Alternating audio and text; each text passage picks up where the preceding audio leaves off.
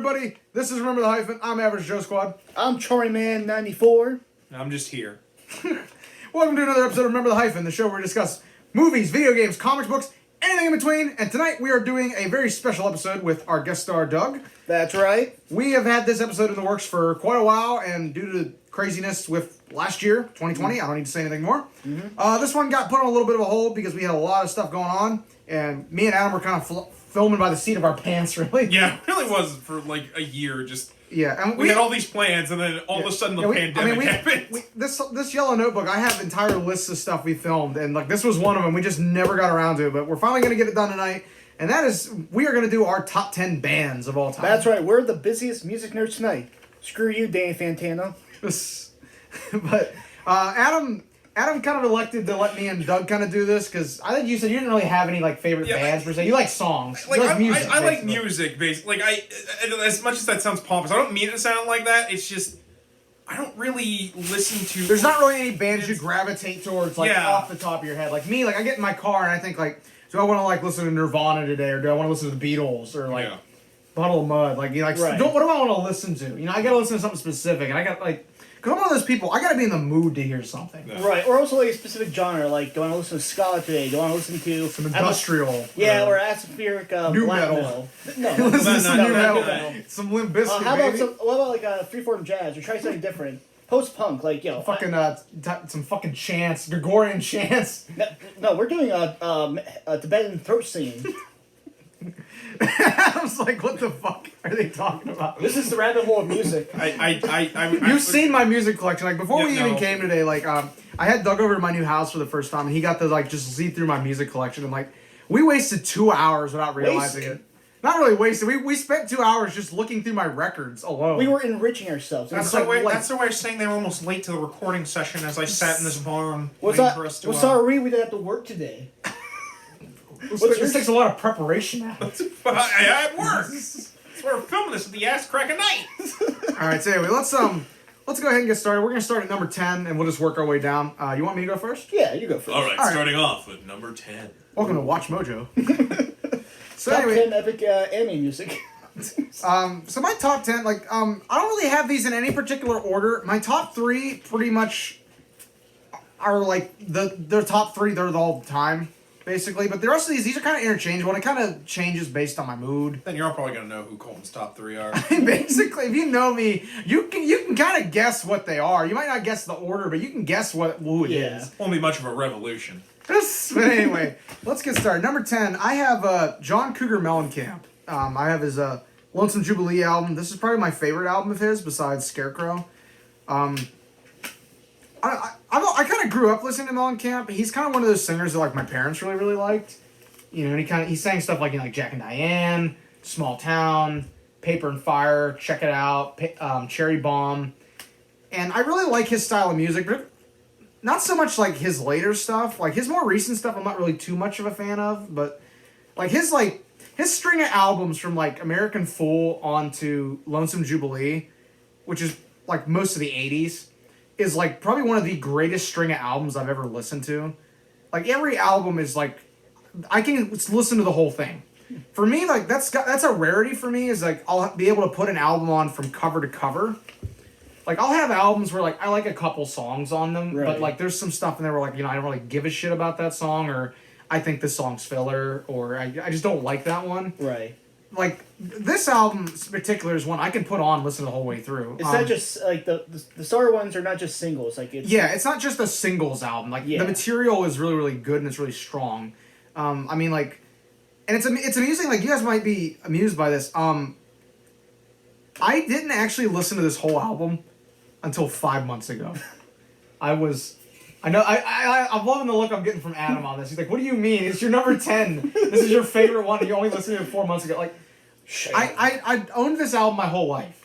You know, like I knew the hits on it, like Paper and Fire, Check It Out, Cherry Bomb, Down and Out in Paradise. I hadn't really ever listened to the whole album, and it was mainly just because like the CD I owned was really fucked up. It was really scratched, and I didn't own it on vinyl. It was the one I was missing on vinyl. I didn't have it on cassette. Well, I recently moved, and my parents gave me all their cassettes. Because for a while, the only stereo I had at the new house when I was, like, working on stuff was this really old, and Adam has seen it, it's this really old 70s cassette player. Yeah, I see it too. And like, it is ancient. And I was looking through the cassettes, like at these new ones, thinking, okay, cool, I got some more music. Let me look, and I was like, oh, there's Lonesome Jubilee. You know, like, let me throw that in. I listened to the whole thing. I actually flipped it over and listened to it a couple times, like that day. Like, I think I probably listened to it 3 times in a row. Nice. Like, it's kind of one of those albums, I think, like, you have to be in the right frame of mind. Yeah. Or, like, at the right point to listen to it and, like, really get it. That was kind of me with this album. Like, this is probably, I would honestly rank this as probably one of my top 10 albums. Nice. Because I think it's that strong of an album. Well, seeing as how we're on number 10, you are ranking it. Yeah, number 10. Yeah, actually, yeah. As an artist, but I mean, like, that's my favorite one from him. I also, like I said, I like his other stuff too, like Scarecrow, American Fool. Mm-hmm. I mean, everybody's heard Jack and Diane at this point. I hope he releases Tin Man and the Cowardly Lion. Wait, what? Wizard of Oz. Oh, Scarecrow. Okay, it took me a minute, so. I got you. Thank you, Doug. At least someone appreciates me. All right, Doug, so what do you got for number 10? Well, first off, before that, I want to say that explains why the one that you sent me, I sent you The Real Life, which is a song off that. Yeah, no, I haven't listened much of him, but I do. I love that song, so I should definitely give him a try, especially that album. Yeah, like when I send Doug, I'll find songs and I'll send them to Doug. Like, here, like, if you haven't listened to this, like, check this out. Right. You know? Check it out. Check it out. Don't mind me. We're just telling the audience that he's finally popping the airhead. He's like popping the air. Oh, by the way, they're all cherries. He bought a bunch of cherries. Yeah, they know that. I bought a whole box on camera the one time. Yeah, he didn't have a whole box on camera. Wait, wasn't that the box I bought you? I was just like, you bought me the whole box. I was like, what the fuck? Remember then Riley's like, stay away from my store. Oh, jeez. So, okay. Going on, originally we're going to try just do, like, okay, if we're going to have solo careers or separate side projects, we're going to separate them. I realized if I did that, only one band I did that because pretty much the person's solo career is, I would say, its own entity. These ones, I will kind of pair, like, they're pretty much, like... They go hand in hand. Yeah, because they're, like, the same, they have the same, like, frontman or vocalist, so they're pretty much, like, you know, couple. You can pretty much couple them. And also, it's usually like their first band and then their later band. So my number 10 is Red House Painters. And of course, they're, the lead singer is Mark Zuckerlick's other band, current band, Sun Kill Moon. To me, this is slowcore, so... I've actually never heard of this band. Yeah, I mean, okay. Colden's bands, you're going to know. My bands... Doug likes a lot more indie stuff than I do. Yeah, post-punk, indie... Yeah, we actually met Doug because he was fishing for organic mac and cheese behind the dumpster of a Whole Foods while drinking a Pabst Blue Ribbon. I'll be honest, I thought you were going to make a Zodiac joke. No, Doug! God damn it! Somebody pass on. I have more jokes than you being the fucking Zodiac. Okay, I didn't know you had... Oh, I'm sorry. Yeah, he's the Cleveland Torso Killer. That's the new one. I was making hipster jokes. It's hip to be square. Well, okay, let me get my... You like Huey Lewis? Fine. You forgot, I was also wearing thick rim glasses, too. Ray-Bans. He's wearing them Ray-Bans. And having a side part. Yeah, you have to be really intelligent to understand a Serbian film. Fucking stop. Yeah. Anyway, please continue. I'm the animal here. So, Red House Painters to me, okay, so, this is, once again, this to me is, like, basically how an angsty teenager feels in music form. You have 24 about just, you know, lamenting about aging. You have Medicine, which is just like a really honest, even if it's, I'll be honest, it is kind of like juvenile, like, You just don't understand me, Mom. well, it's not that bad, but I mean, It's not a fucking phase, Mom. I can't think of the, well, there is one line. I drink so much tea, I write my letters in kanji. That's an actual lyric. But it... Yeah, that's pretty teen angst right there. And then, of course, Teenage angst has paid off Someone well. who listens Now to I'm Fall bored Out and Boy. old. That's someone who listens to Fall Out Boy. That's some pretty teenage angst. But, I mean, of course, also, there's, English to Japanese. There's also, that's from their first album. Then there's, of course, Lord Killed the Pain, you know. Is that a video killed the radio star? Shut up. And then, No, it now has to be YouTube Killed the Radio Star. And then, of course, they did a cover of All Messed Up by the Cars, which is really good. Of course, by slowcore, it's very, like, slow drum, like, guitar work, very, like, gentle, but also very moody at times music, and it's just this is basically like a good depressed album. Like this is something you listen to after a breakup, something you listen to when you're kind of in the dumps, and you kind of want that cathartic, like you want something that understands you, basically. Exactly. And then of course there is just like that, and of course that's a really like the first album, Down Colorful Hill, has like a really great ending song, Michael, about limiting your friend, going insane and losing them. Or I guess you can say it's just it's a lot of songs about loss of innocence, loss of loved ones. Oh, Katie's song. That's a great. I think I've actually heard Katie's song. I've heard Katie's song before, or heard of it. I've heard somewhere. Is it a long song? That's God. I've heard it somewhere before. I think I've really heard the name. I've heard the name. I heard it in a movie. I think. I think that might be. I think I heard it in a film. Oh, by the way, the guy who the lead singer Mark Kozlak, he was in The Vanilla Sky, and he told Tom Cruise to go fuck himself in the bathroom. True story. True story. Yeah, I mean, if I had to fucking yourself, sit Tom through Cruise. watching Vanilla Sky. Go fuck yourself, Phil Collins. Vanilla Sky is a piece of shit. Like, a piece of shit. Yeah, I was gonna. Let's digress with the movies here. Oh, that's all I have to say about Vanilla Sky. I'm not gonna. Anyway, So and then of course Sun Kill Moon is like that, but it becomes more mature because it was like his 20s, 30s, 40s. I think that was his 50s. It's much more mature and much more experimental. Like if you listen to I usually experiment when you're younger than when you're older. God damn it! If you listen to what is it? Oh God, Adam, is it? Oh shit! What is the one? I can't think of the one album. But there's one album. There's one before it, but the one album I can think of right now is Benji. That's basically like imagine Americana in what's stream of consciousness like some Kerouac level crap. Right? Yeah, well, yeah, and of course, it's a long title. It goes something like the Valley of Red Blood when the light streams, something like that. If you put those words together, or it's basically like 2 hours of like very like experimental, like from hip hop to 70s rock to kind of like a lullaby to like spoken word. It's very experimental, very varied because and also God Bless Ohio. That pretty much is us. You can also say God Bless West Pennsylvania. It's basically like. Man. I'm not saying because I'm not God blessing Ohio. No, I mean, I can't believe we fought a fucking war in Ohio. God bless it because it's so shitty. Yeah, I was about to say. It pretty much is just that. Good thing to come out of that's Drew Carey. Right. Michael Stanley band though. Oh, by the way, I think he's from God damn it, someplace in Western. I can't think. What was the place that they filmed Shawshank Redemption? Oh, I don't know offhand. Yeah. He grew up around that town, but. No, I'd have to look it up. I don't know that offhand. But I think that if you want like that, it also has like great Red House Painters definitely has like that 90s like depressive like not grunge but like that alternative feel to it. So 90s alt basically. Yeah. So I better wrap up with that. Yeah. So that's my number 10. Number 9. Keep doing that. I actually like that. But I have a great story that goes with my number 9 pick. And this is probably one of my mom's favorite stories to tell from when I was a kid. So. When I was a kid, I listened to a lot of music I probably shouldn't have listened to. We all did. What, you? No. I mean, I grew up watching The Patriots, so watching British people get cut up, maybe that explains why I'm so fucked up. Well, at least it doesn't mean you're anti-Semitic. Yes. But anyway, I was really bored in a class, and I was trying to teach my friend who sat beside me. I was trying to teach him a song that I knew that I had listened to basically like. My mom playing in the car. You got fucking chips. What is wrong with you?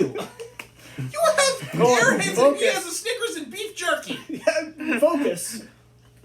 Focus. I didn't get that quesadilla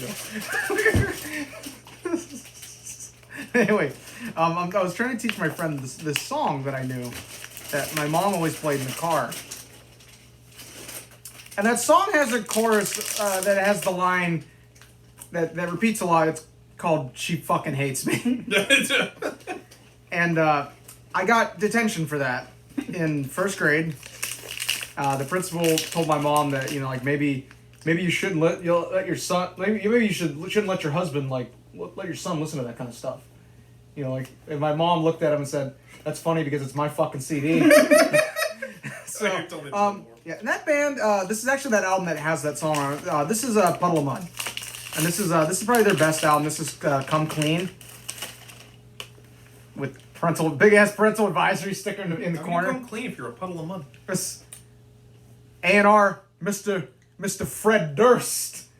Fucking Limp Always Bizkit. comes Wait, back he to was in Limp that Bizkit band? with you. He's the guy that found this band. Oh. Yeah, Fred Durst. Because you gotta remember, late 90s, early 2000s, that record, A&R Records, they literally put Fred Durst in charge of finding the talent. No, really. Yeah, I it's like didn't he know found Puddle of Mud, he found Stained, a couple other bands. Like he was in charge of. Are they all just dirty things? Like Stained and Puddle of Mud? It's a thing, but It's 90s, man. It's grungy. I mean, like I have so many fond memories of this album. Just like even just this CD, like just the design of that, like, I mean, like there's a lot of good songs on this. I appreciate that even though it's uncensored, they censored the final track on here, "Piss It Away." Yeah. But That was the only way you could sell it in Walmart. yeah, but probably I think this probably actually Kmart because it's uncensored. But probably the best songs on this album are "Control," "Drift and Die," "Blurry," and "She Hates Me." Pearl Mud also has a lot of other good songs like "Famous," "Psycho," "Living on Borrowed Time," "Stoned." Puddle of Mud's honestly one of these bands that has kind of fallen off the map recently, mainly because the frontman Wes Scatton, he's had a lot of issues with alcohol, like the last decade. He also did a really shitty cover of Nirvana recently that became a meme, which I don't know why he did that because I've heard him sing that same song, and he actually can nail like Kurt Cobain's voice really, really good. Like they sound really similar, and they look really similar at least at one point. Right. But so I don't know why that was a thing, but. I think a lot of people just forget that like Puddle of Mud's a pretty decent band. They're kind of from that genre in that time period where like everybody likes the early 2000s, like everybody likes to hate on early 2000s music, like Limp Bizkit, Puddle of Mud, Stained. It's probably gonna become Nickelback. number one. No, it's not. They're not my number one. I can tell you right now, they're not my number one. But I really think people kind of like just need to go back and listen to Puddle of Mud again, like especially this album. This album or Famous, because like these are pretty solid albums. Right. I mean, there's a couple duds on each album, but like the strongest material they got, it's really, really good, honestly. But like I said, if you ever want like some really good early 2000s music, like, check this album out if you haven't listened to it. All right. All right. So my number 9. You know what? I'm just gonna change my list a bit, but it won't be too much. I'm gonna go with The Cure, because I want to say a lot of my list here is gonna be post punk or 80s alternative. So of course, It's not dead. neither is rock I and mean, roll. God is, but Well, that's a different story. What was I gonna say? The Cure. Oh yeah. So of course you guys know about The Cure. You know, everybody heard The Cure. Every Friday I'm in Love. Great thing to do to meet. Shut up. What's that? Like Heaven or God damn it! It's not my favorite song. It's the one that goes by Heaven. But of course, I would say my favorite albums, of course, by The Cure are Imaginary Boys. That's a great one. Of course, I also like wait, what was the American release? Because there was that was the British one. There was the American release that had different cover. It's kind of like how I told you with the Beatles. Where Yeah, there's I think American so. and English albums. Was it Fire in Cairo? I don't know, but yeah, that's good. Of course, Pornography. That's also another that's a really good dark Cure album. And of course, Who Doesn't Love 100 Years? That's a perfect goth song to me. Oh, Disintegration. You know what? South Park was fucking right. That is one of the best rock and roll albums ever. The Cure, because how long they've been going around. I think they're still together, but I don't know if they put anything out for years. Could be a little bit of a different lineup. No, I'm pretty sure it's the same. I know Robert Smith's still the lead singer, which years have not been kind to him. I saw some lights going past. Oh, so Don't mind. Just don't mind. 18 Seconds to Mars is also another good album I forgot. And am I forgetting? Oh, and Kiss. Wait. You guys keep going. I just gotta check something real quick. All right. And then I think Kisses is that. Great, he's doing this, but I can't go get my fucking quesadillas fixed.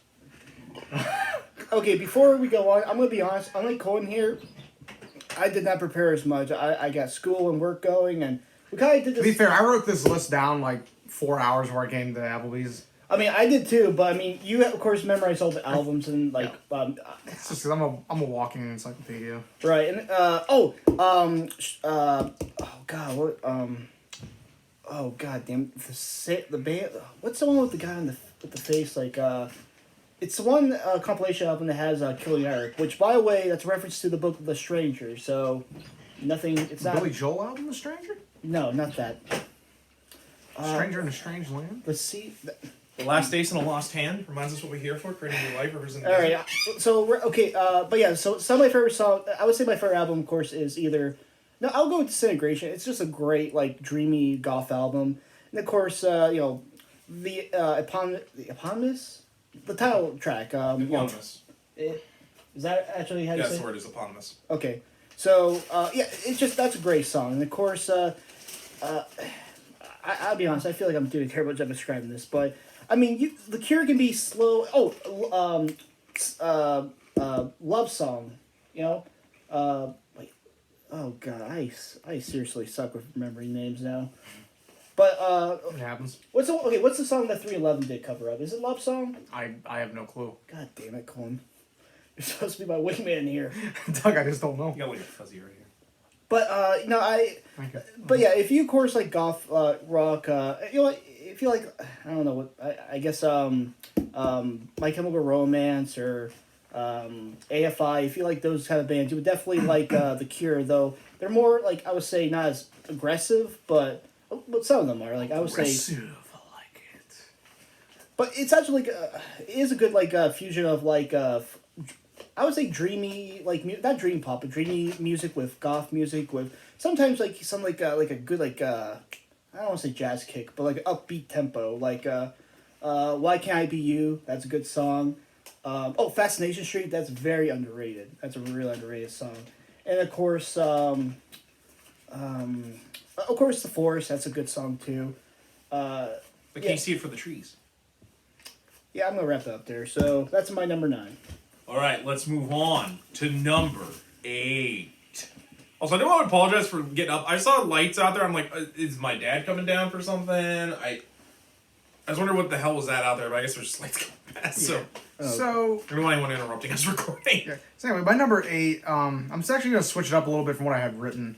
But my number 8 is going to be probably one of the most eclectic musicians I've ever seen. I mean, this guy, there's very few musicians I can name that I've listened to that I feel like have hit everything. Like, they've done so many different genres. They've done so many different, like, just stuff that is totally off the wall. Like, you know, like some musicians, they kind of nail on something and they kind of just keep doing it. They kind of keep following a formula. Right. The guy I'm about to talk to, he's probably one of the few musicians I can name that just doesn't give a shit what you think he should be doing. And that's going to be Mr. Neil Young. Neil, and this is his decade greatest hits, up to 1978. Neil is probably, again, he's one of the most eclectic guys I can name. Because again, when I say he's done everything, he's done everything. He did. I mean, the guy's career is like a fucking rock history book. Yeah. Right. He starts out like doing surf rock up in Canada. Then he comes down and he joins a band called Buffalo Springfield. You know, so he's doing the LA rock scene. Mm-hmm. That band breaks up. Well, then he goes on and does a solo album. After that, they're like, hey, why don't you come join Crosby, Stills, and Nash and play with us? Then after that, he does the solo stuff. He does some country stuff, you know? He hits number 1 with fucking Heart of Gold. Mm-hmm. And then after that, he follows it up with like a heavy rock album. You know, like he doesn't just stay doing one thing. If he's interested, he does a lot of it. Right. I mean, he's played with, in the 70s alone, he did a couple country albums. He did rock. He did a fucking album with Devo. You know, like, and then They come. the 80s, he literally got sued by his record company for making music uncharacteristic of Neil Young. Oh, Yeah, you told me transfer. about this one a lot. Yeah, like about like Trans, which is like an electric Trans. album. The story of that, I'll kind of summarize that real quick, because that story is yeah. hilarious. I actually told you about that. You've never heard of yeah. this. So Neil Young, he's normally, for a long time, he was signed to Reprise Records, which was like a really big record in the label in the 70s. Like a lot of the folk guys were there. Yeah. Well, he left at the end of the 70s to go to David Geffen Records, because David Geffen kind of promised him a little more like artistic freedom. Mm-hmm. Well, the first album he puts out is an album called Trans, which is it's like an electric album. You know, like he's doing like the synthesizer and he's using like the electronic voice modules and shit. And he actually made that album as like a kind of like a love letter to his son, who has cerebral palsy and a couple other things. Right. Because he was making it to kind of like just kind of communicate with him. Right. Well, they put that out, and that was like a decent success of an album. But you know, David Geffen was like, you know, like you're Neil Young. Like, how about a rock record? You know, you're Neil Young. Yeah. So he comes up, he's like, I got this country album. Like I'm talking a straight up country album. Like we're talking like Johnny Cash is on there, Waylon Jennings, Willie Nelson. David Geffen looks at it, he says, I am not fucking taking that. I want a rock record. Mm-hmm. So Neil Young says, okay. So he goes in the studio and he records a rockabilly record, says, here's a rock record. After that, they fucking sued him for making music uncharacteristic of Neil Young, which they lost, by the way. Right. And David Geffen later apologized to him, but like, that was like a big deal. Why he left at the end of that contract was because his record company kind of felt like you're deliberately making like uncommercial music, and like costing us money, which is like because like Neil Young's '80s period is like one of those. He's one of those guys in the '80s that like didn't do very well, in my opinion. Like because Bob Dylan, like Bob Dylan or the Grateful Dead, right? Or God, who's another one? Elton John. Elton John had some good '80s stuff. Dylan. Trying to think. Quite a few people didn't do well in the 80s. Jefferson Starship. But anyway. Don Henley and Glenn Frey. Don Henley had some really good albums. Oh, no, you did. Yeah, Don Henley had some good Glenn Frey did. Cause, like, Glenn Frey did. Yeah, I mean, was it in Your Child of the City or? Yeah, but so anyway, at the end of that decade, like he'd been like 10 years, like he hadn't really had a hit single, you know? He did a fucking album right before he left called Neil Young and the Blue Notes, which is him playing blues in a jazz club, singing shit like I don't sing for Coca-Cola, I don't sing for Pepsi. This note's for you. Like you don't singing that shit. You can't see that. It's not product placement. But anyway, so like he kind of had these uncommercial records, so they kind of wrote him off almost. A lot of critics did. Well, he goes back to Reprise Records. He puts out an album called Freedom, which has a little song on it called "Rockin' in the Free World." And the rest is like history. He got reinvigorated right then and there. Like he played with Pearl Jam, and he's been just doing. He's still recording shit to this day. He has a great box set called Archives, which that was like 30 years in the making. Him doing this box set because he wanted technology that was like because he's really big on sound quality. Mm-hmm. He's like, I wanted to have something that like you could put it up, you could play the song on your screen or your computer. And you could pull up, like, the original handwritten lyrics or, like, a video of me playing it. He was talking about Blu-ray tech. Yeah. In, like, 1995. Mm. You know, and, like, I remember the late 2000 when that box set finally came out. It's a fucking fantastic box set. And he finally put out the second volume of it recently, like, last year. I still got to pick it up. But, again, Neil Young, he's got something for everybody. You a country fan? He's got something for you. You rock? Something for you. You like techno? He's probably got a little bit of techno somewhere. Has he done rap? No, he's never done rap, I don't think. What about hip hop? He's never done hip hop either. How about electric trance club music? Trance. Nice. Wait, what about suicidal atmospheric black metal? He's done that. He was a pioneer. He put out a fucking EP, and that was Australia only about like some songs from that Freedom EP, right? But they were like all different mixes and like had some crazy ass guitar work on it. He only put it out like 500 copies in Australia because he's like, I don't give a shit if anybody hears it. You know, he's like, I don't care. I'm just want to put some stuff out. Like above all else, he is a musician. Right. He doesn't care about selling the record. He doesn't care about the money. It's the art. He's about the art, which I really admire from him. Same here. Like what? Like it's about sending a message. It's really about sending a message. No, I would say like if you think of all like the classic rock stars, he's like I would say one of the purists. Like he really cares about the craft, less about like the ego, the individual. Like because some rock and roll classics you think of, it's all about the rock and roll life, hedonism, putting yourself out there as number one. He was like. Meanwhile, like Neil Young last week, he put out a video of him singing to his fucking chickens. I'm not even kidding you. That's what the guy cares about. He cares about the music. He cares for the chickens. He cares about the music, about the chickens getting some good ass music. Until he cuts their heads off and eats them.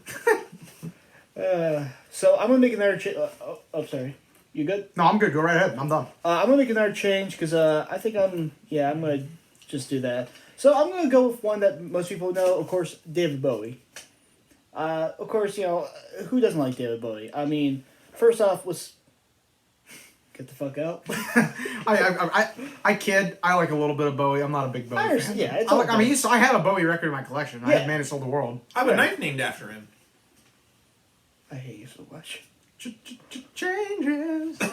But yeah, of course. I mean, how can you not? I mean, well, I shouldn't say that, but of course, starting off with glam rock, Ziggy Stardust, Inspires from Mars.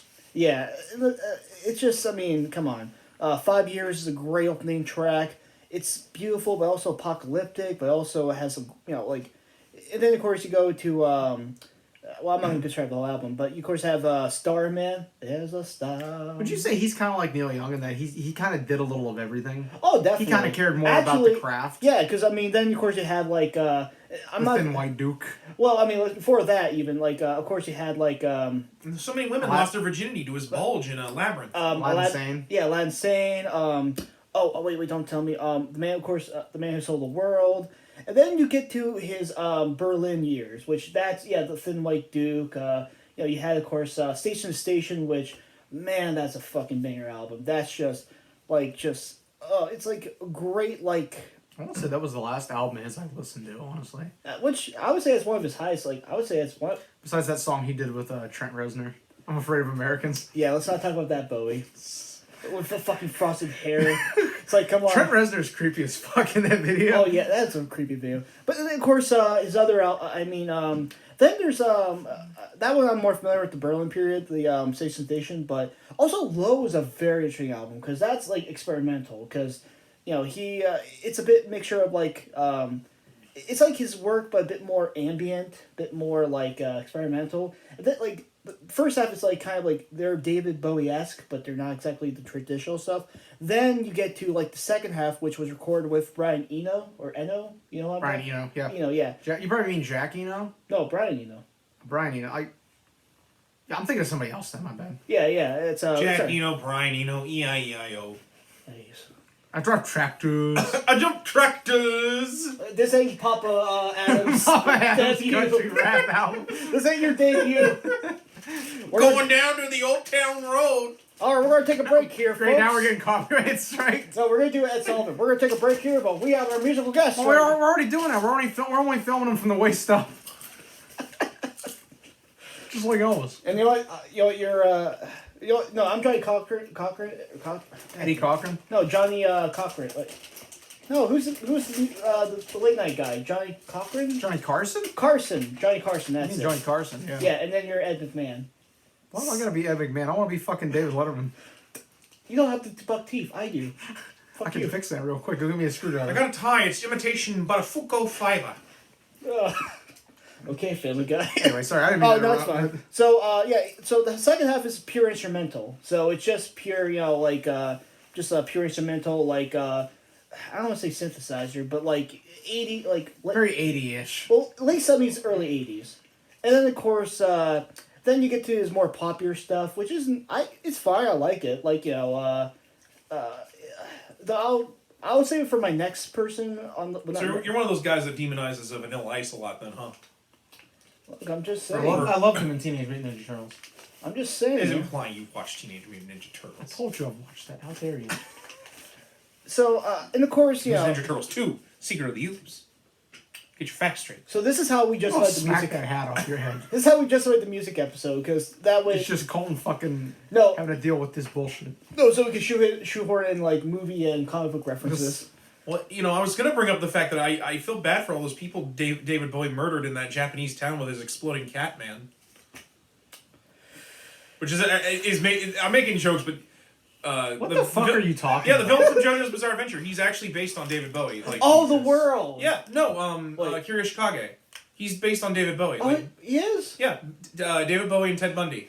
You're right. You know what? I can so... Yeah. Well, he's even he's in blonde, well, not only that suit's actually from the 80s, yeah. That's his Just Dance, yeah. Okay. No, that makes a lot of sense. So, that's a good point. But yeah, so of course I'm not saying David Bowie actually murdered people. For those of you, that was a JoJo reference. I want that guy sued for doing all this shit. So to wrap it up, I mean, of course it's just he is a legend. I mean, and also not only was he Remember just the Rock and Roll Hall of Fame? well, not just that, he was a great rock star or pop star. Even his late, I have not listened to it, I should, but Black Star, her is pretty his it's not supposed to be a accessible album. It's not supposed to be his comeback, like, oh, everybody loves me.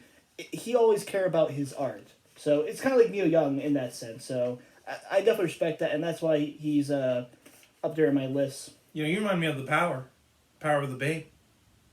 The Babe with Voodoo? Who do? You do. Power of the Bay. Oh, I can't believe. Oh man, he was great. I've never in that. seen that movie. Fun fact. To be honest, that movie. That movie's on crack. Yeah, well, it's a Jim Henson movie where he's not doing the Muppets, so it's on crack. Watch The Dark Crystal sometime. That shit's insane. But anyway, Yeah. Number 7. So my number 7, one of these bands that is kind of a gimmick. So back in the 70s, girl groups were kind of like a novelty. You know? I think I know where this is going. You would think girl groups, you'd think like some some soft music, Right. or like doo-wop, or vocal groups like the Shangri-Las, or Diana Ross and the Supremes. Mm-hmm. There wasn't really a female rock group. Captain Tennille. I know it's not old girl, but Well, Fanny was probably the closest one at that point. I don't think any of you guys have heard of Fanny. no. Certainly not if you're Well, we Britain. can't say Fanny. That's a very bad word to our English audience. We're gonna get demonetized. Don't make me bust out the British accent. But anyway. It means vagina. I don't care what the fuck it means. That's what the band's called, you fucking animals. Jesus.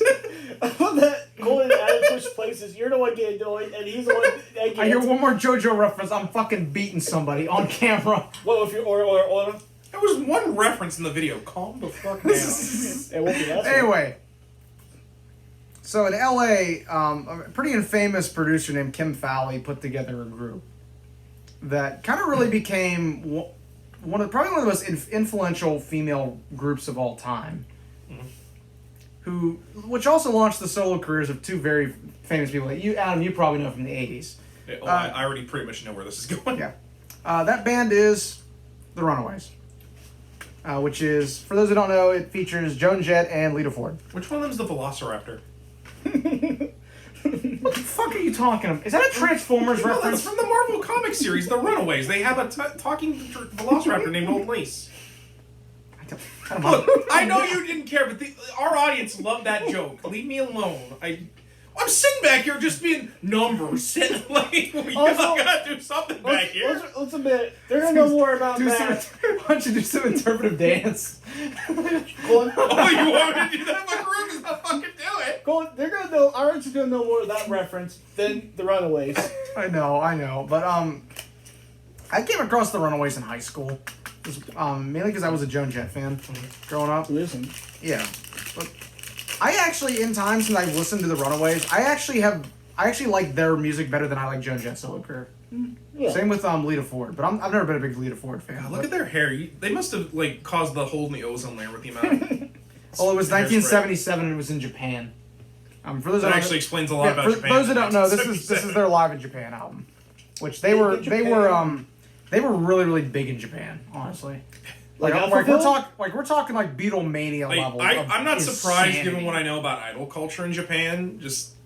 Actually, I wouldn't be surprised if they were what evolved into J-pop over there. I wouldn't see either. Yeah, or J-rock. A part of the novelty of this group is that they were all under 18.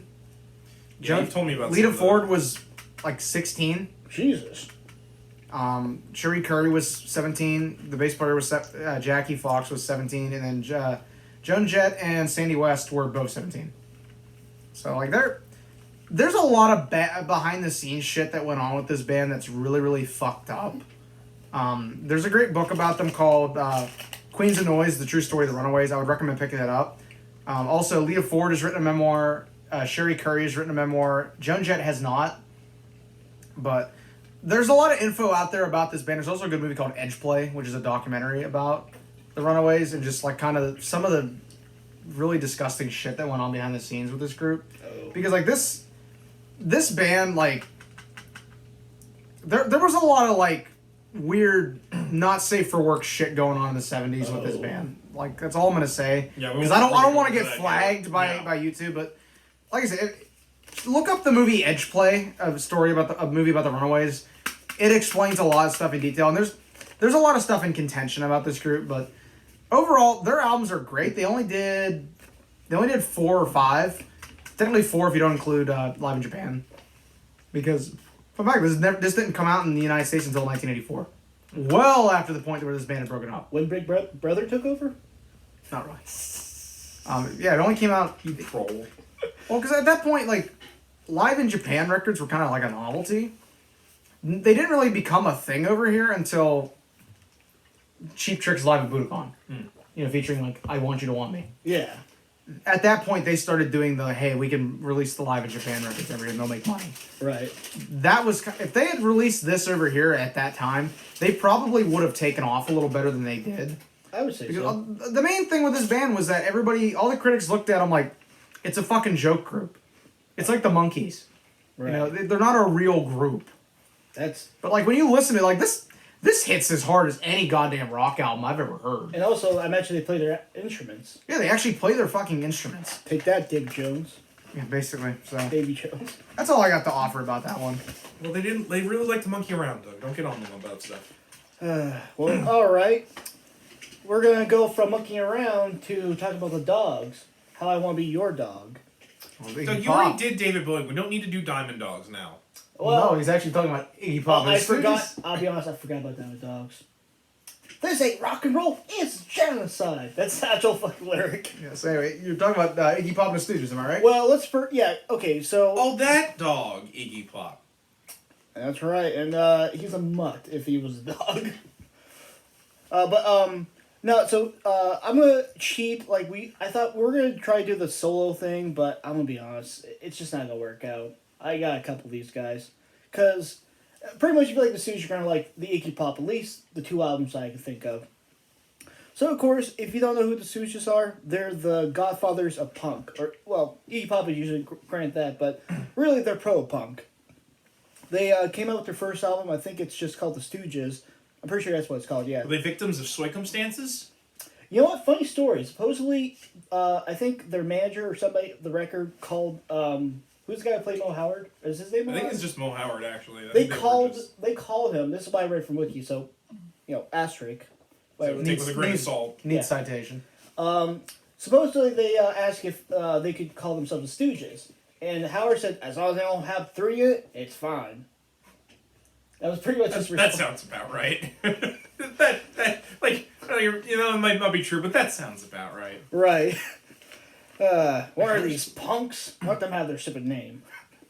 So, of course, the Stooges, if you listen to the first song on their album, 1969, dude, even... Nice. You gotta, of course, it's just a great freaking rock, it's 1969. Great beat, great rhythm, and Iggy's just selling, and then it just gets more chaotic, more it's bursting full of energy. He's just screaming 1969. And of course, you have the classic, I Want to Be Your Dog, come on, you gotta have some BDSM in there. And then they have this weird, I really wish the internet working here, because I can't remember, I think it's called... I think the internet might work in here. Well, either way, I think it's called The Fall, or do you know what I'm talking about?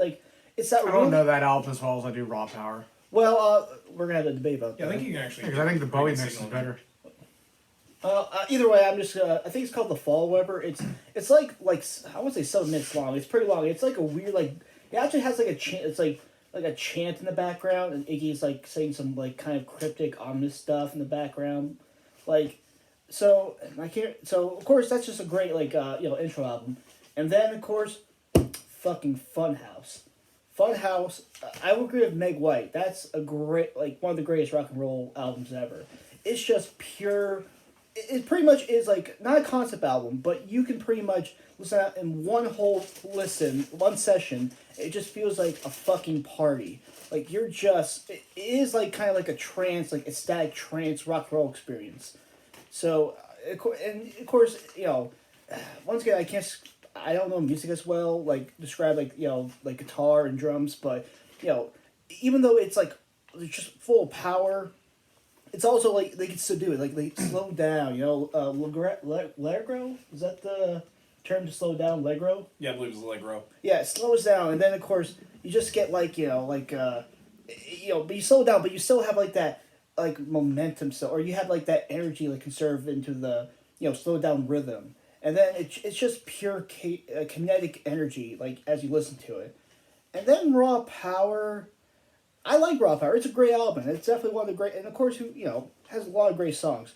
Search and Destroy. Give Me Danger. Give Me Danger. Your Pretty Face is Going to Hell. Penetration. I Need Some Money. Like, it's a great album, man. I here's the thing I think Cole and I are gonna have to debate about. Because we've had this argument before. I think Raw Power is the best one. I think Funhouse is. So we had this debate. Didn't we have an argument about the mix too? I thought the Bowie mix was better.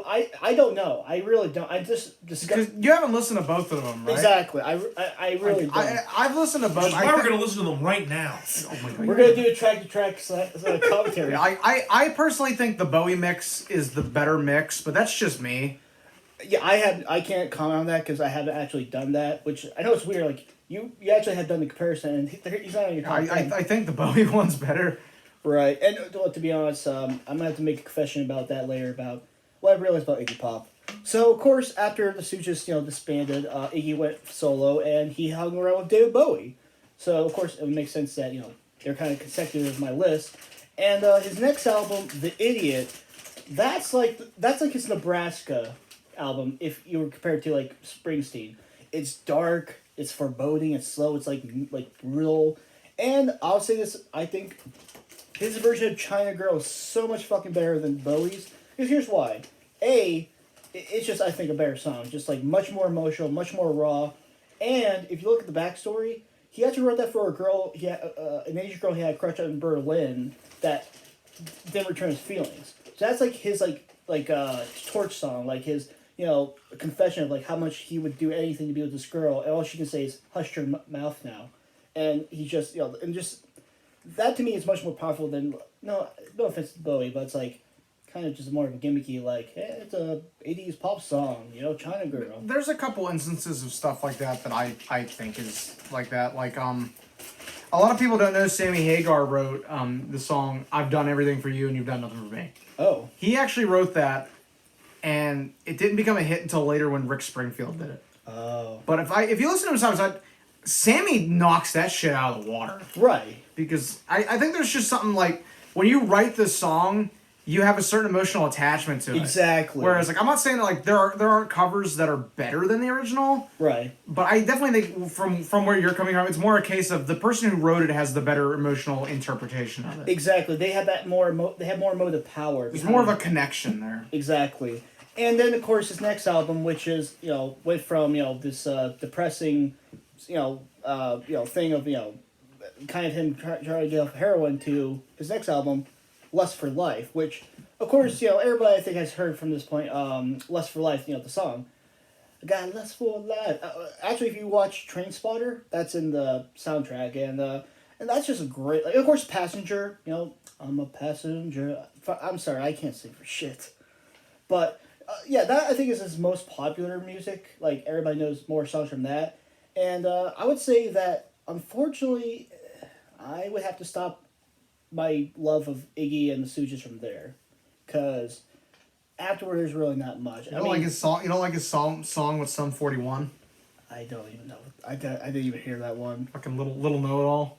I know this. I'm being serious. That's a real thing. I'm not surprised. I'm not saying it's a real thing, but you just said that like you like his collab with Sum 41. I actually do. It's on my phone.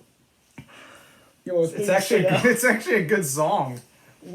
Look, have you ever heard Little Know-It-All? Look, it's actually a good song. I refuse to listen to anything by Sum 41. Look, listen to that one. It's actually decent. The best thing that Iggy did after those albums was being on P&P. He played the dad. But wait, he's the dad in Pete and Pete? The long hair, yeah, he has long hair and the overall. Huh. Yeah, Iggy Pop. But yeah, and of course, he actually had an album where he sang French, which is Well, he was already the strongest man in the world. No, that's not their dad. He was just. I know. I just want him to be already the strongest man in the world. That would be funny though. But here's what I have to say: that unfortunately, I've come to a sad realization about Iggy Pop. He's really only good with other people.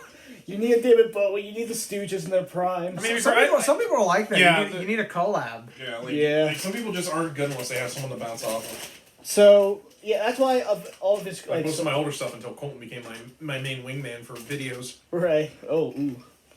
I don't know. Well, what about Cody with your Minecraft Demon review? I mean, Cody was pretty great in that. Fucking face Cody makes. That's the inside joke there. So that's my thing about the Sushi Niki Pop. And also, you know what? It's the reason why I also love watching Venture Brothers, because they make so much references to... My God, Doug! I'm not gonna tell you this again. I thought Papa Smurf has a fucking beard. I swear to God, I thought you were gonna do the Son of Michael thing, and I was like, if you do the Son of Michael thing one more fucking time. Listen to me. Listen to me.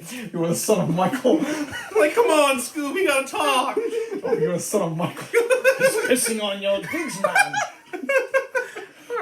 Fucking episode I did that like 8 Oh times. God, we're gonna get our asses kicked. We didn't have a big breakfast. I did that. I remember that video. I did that to him 8 times. And he's No. like, well, you fucking stop. Like, with God. the fucking my son of Michael. We gotta keep going, because we're almost an hour and we gotta get through. I think it. we're only at number 6. Number 6. No, I think we're number 5, aren't we? We're at number 6. Oh, god damn it, we got... I'll be quick with this one because I don't have a proper show for this one. My number 6 is Pearl Jam. Because I love me some 90s grunge. Mm-hmm.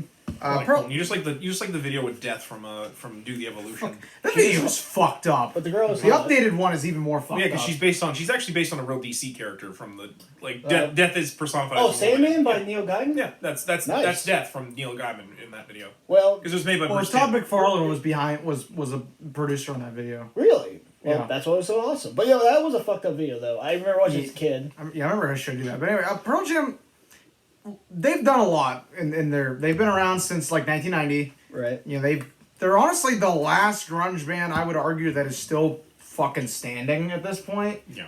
You know, because Nirvana's gone, Soundgarden's gone, Alice in Chains is back, but it's not really Alice in Chains 'cause- without Lane Staley. Right.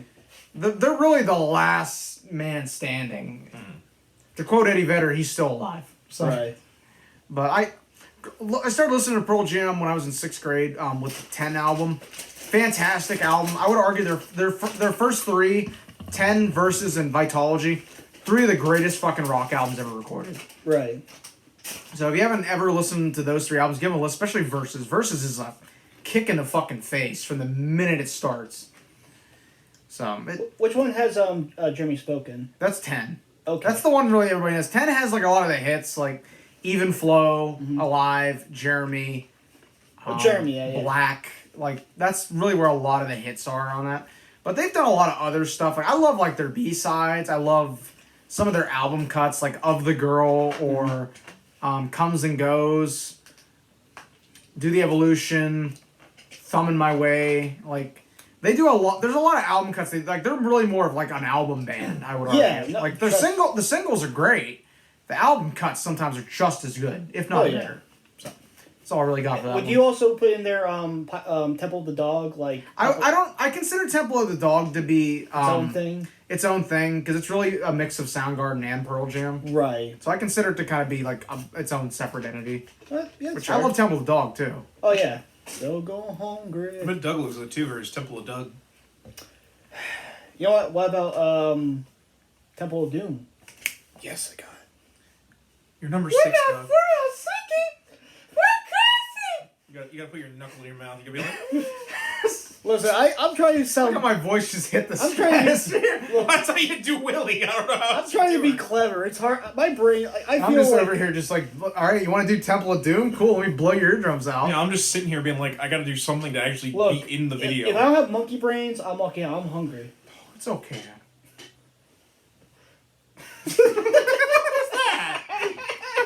Are you stabbing me? Yeah. You fucking hell. Fucking touch my chin. What's, Touch my chin. what's up with everybody touching me You just want to today? touch the hair of your chin, chin, chin. What's up with everybody touching me Unless you're today? doing green jelly next, that don't do that. Your We're next doing, fucking we're doing video. Pork Soda. That's my favorite Your next album. fucking song. Okay, my next band. It's Leonard Skinner, Dolan. Why do you? Oh fuck it. It's Sweet Home Alabama. Neil Young's Alabama's fucking better. Pretty It sure Cody is. likes Sweet Home Alabama. Yeah, of course he would. Fucking Southerner. The Neff song. Just fucking say it, man. I was trying to be subtle. It was gonna be funny. Okay, next band. Now this guy is going to be a bit cheating because they're kind of like the music is like Apple and Oranges, but they have a common history, so I'm gonna couple them. Fuck it. Joy Division and New Order, which first off, I know you know New Order because They were wrestlers, right? Wolfenstein New Order, right? no, and no. I'm talking about Wonder Woman 1984, Blue Moon. We actually haven't watched that yet. Yeah, we haven't watched it yet. We've seen the trailer. We've seen the trailer. Well, yeah, it's in the trailer. That's the theme, like and I think also the trailer might be better than the actual movie. also Call of Duty Cold War. They use Blue Moon as well from New Oh, Order. they do that when Reagan ignores the AIDS crisis in that game. What's going on? I can't do a good Reagan. Ignore it. Oh, it's bedtime for Bonzo.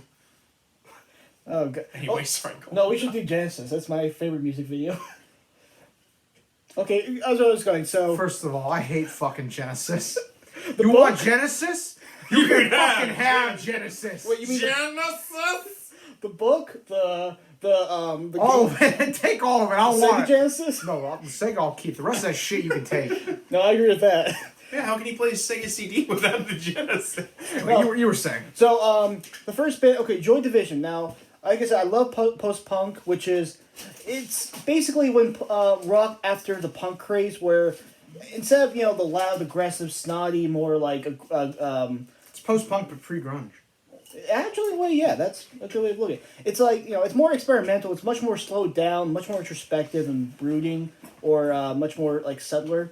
And one of the bands that pretty much put that genre on the map, and pretty much is like you could say the grandfathers of like indie rock, of alternative music, which you can like put a line there. Joy Division is, I would say, it is definitely it basically is every goth kid's like starter kit. Like, okay, you want to be goth? Well, Baby's first golf album. along with The Cure, Sisters of Mercy. Here's Joy Division. And also here's a couple those pairs of pants that have like 800 loops and like chains on them. Right. And Also, here's the Hex Girls. and here's a Hot Topic coupon. So, Actually, And fun, here's every episode of Danny Phantom where Sam is the main character for the episode. here's I a bet pack, she here's a would pack love of that. smokes. actually, speaking of another thing you would find Joy Division, I think the way most people know about Joy Division. Remember the episode of American Dad where? Okay, I don't think I'm going to try that. There's an episode of American Dad where Steve's girlfriend in the first couple seasons. Who's Oh, the goth? goth chick, yeah. Yeah, there's one where her friends are playing "Love Will Tear Us Apart." I mean, Okay. you hear the instrumental. It's like do do do do do do do. Yeah. Yeah, they're like dancing to it. Mhm. I'm sorry South Park has never made reference to them. Maybe they have, but They probably oh, have. and also, I mean, they reference everything, man. well, they reference Bauhaus, so of course, or Skinny Puppy, so they would. But Joy Division is like brutal for like just like it is brutal. It is very like desolate, like very like industrial. It is like not industrial music sounding, but it's like industrial. Like you can imagine like a derelict, ruined, post World War II, post industrial like urban landscape where everything's broken down. Everything is just cynical and just like and you're just trying to you're not So they're from New Jersey. We're not great. We're just a couple of guys from Just New a Jersey. couple of guys from Jersey, yeah? It's all Weatherby. Yeah. So and of course Season of Hell. but yeah, and actually I bet I bet that darker stuff in the Cruiser. I imagine they were influenced a lot. Like the concept of that came from like I bet bands like Joy Division. Yeah. So of course you had like Love Tears Apart. You had Inner Zone, Disorder. You had Day of the Lords, Shadow, Interplay, Penal Colony, The Internal, Island. Like all these names sound pretty depressing. They don't sound upbeat. Like you're not walking on sunshine with these guys. And in fact, actually, She Lost Control Again, which is another great song. So yeah, it's not surprising to know that the lead singer Ian Curtis hanged himself before the American tour in 1980, and they only made 2 albums, The Unknown and Closer. After that, they then the leftover band Bernard Summer, Peter Hook, I forget the drummer's name, and then I think Peter Hook's girlfriend, I forget her name unfortunately, she joined as the keyboardist, and they became New Order, which retained some elements of Joy Division, but they became much more, like '80s dance synth music.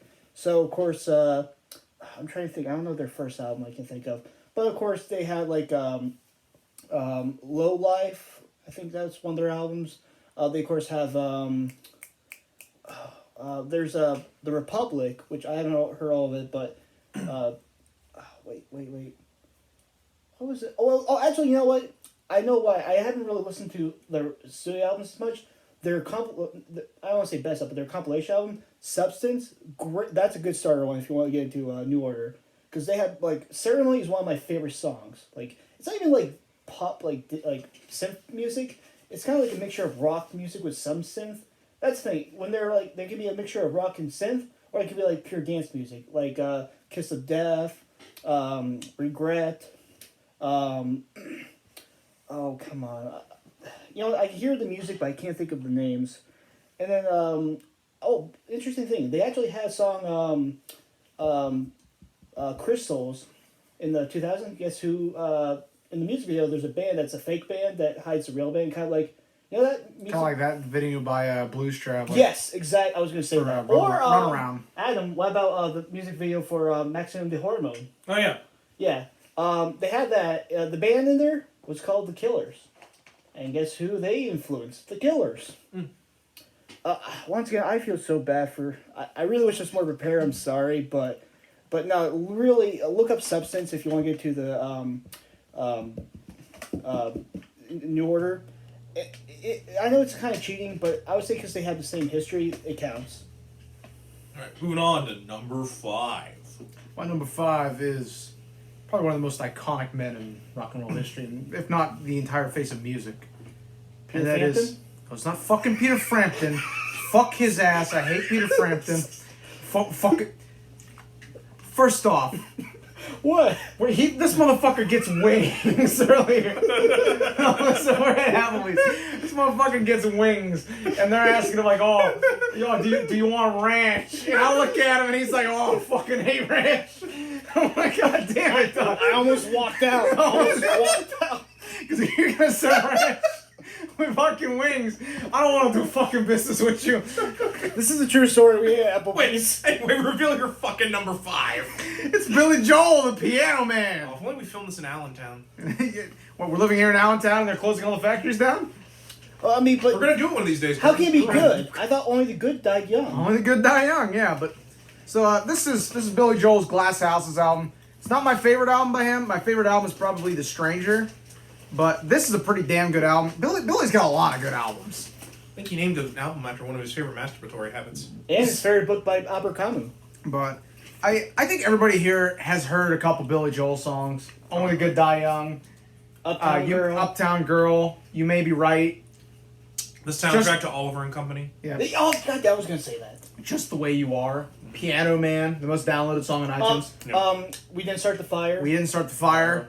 Leningrad. Right. What's the other one? Tell Her About It. The Longest Time. You know, like Billy's done a lot of stuff. Mm-hmm. You know, he's been around in rock. Despite being known as a piano man, he plays a mean guitar. He does. Just saying, he actually plays a pretty decent guitar. Right. But Billy is probably again one of the most iconic guys in rock and roll history, and it kind of saddens me that he stopped writing after 1993. Like he doesn't write original material anymore, or at least he doesn't publish it. Because I feel like he's probably still got a little bit of some juice left in him, you know. Right. He just doesn't do it anymore. So, but yeah, I don't think there's a bad Billy Joel album out there, honestly. There's a couple I enjoy a little less than. Yeah. I was like, I told him the Nylon Curtain is probably one of the most overrated albums I've ever fucking listened to, which is sad because it's got Allentown. Yeah. It starts with fucking Allentown, which is a kick-ass opening, and then the album goes downhill from there. Yeah. Like Good Night Saigon's good on there. That's a slow ass song though. Yeah. Pressure's good on there, but like, there's so much filler on that album. I'm just like, come on, Billy. Billy, what the fuck were you doing? You just made the equivalent of air puffed marshmallows. I thought I opened up a bag of fucking Lay's potato chips while I was fucking listening to it. I see him, you fucking animal. Why are we doing product placements? Man, I love this Coke with orange vanilla flavoring. Cool. I'm gonna send you a cease and desist. Anyway, that's gonna be my number 5. All right, my number 5. Okay, other than maybe the last two, I don't think anybody's gonna get these names, and even in the last two, I don't think anybody's gonna get. My number 5 is "Have a Nice Life," and I'm gonna couple that with one of the lead singer's other band, Dan Barrett's Giles Corey. So, "Have a Nice Life" is.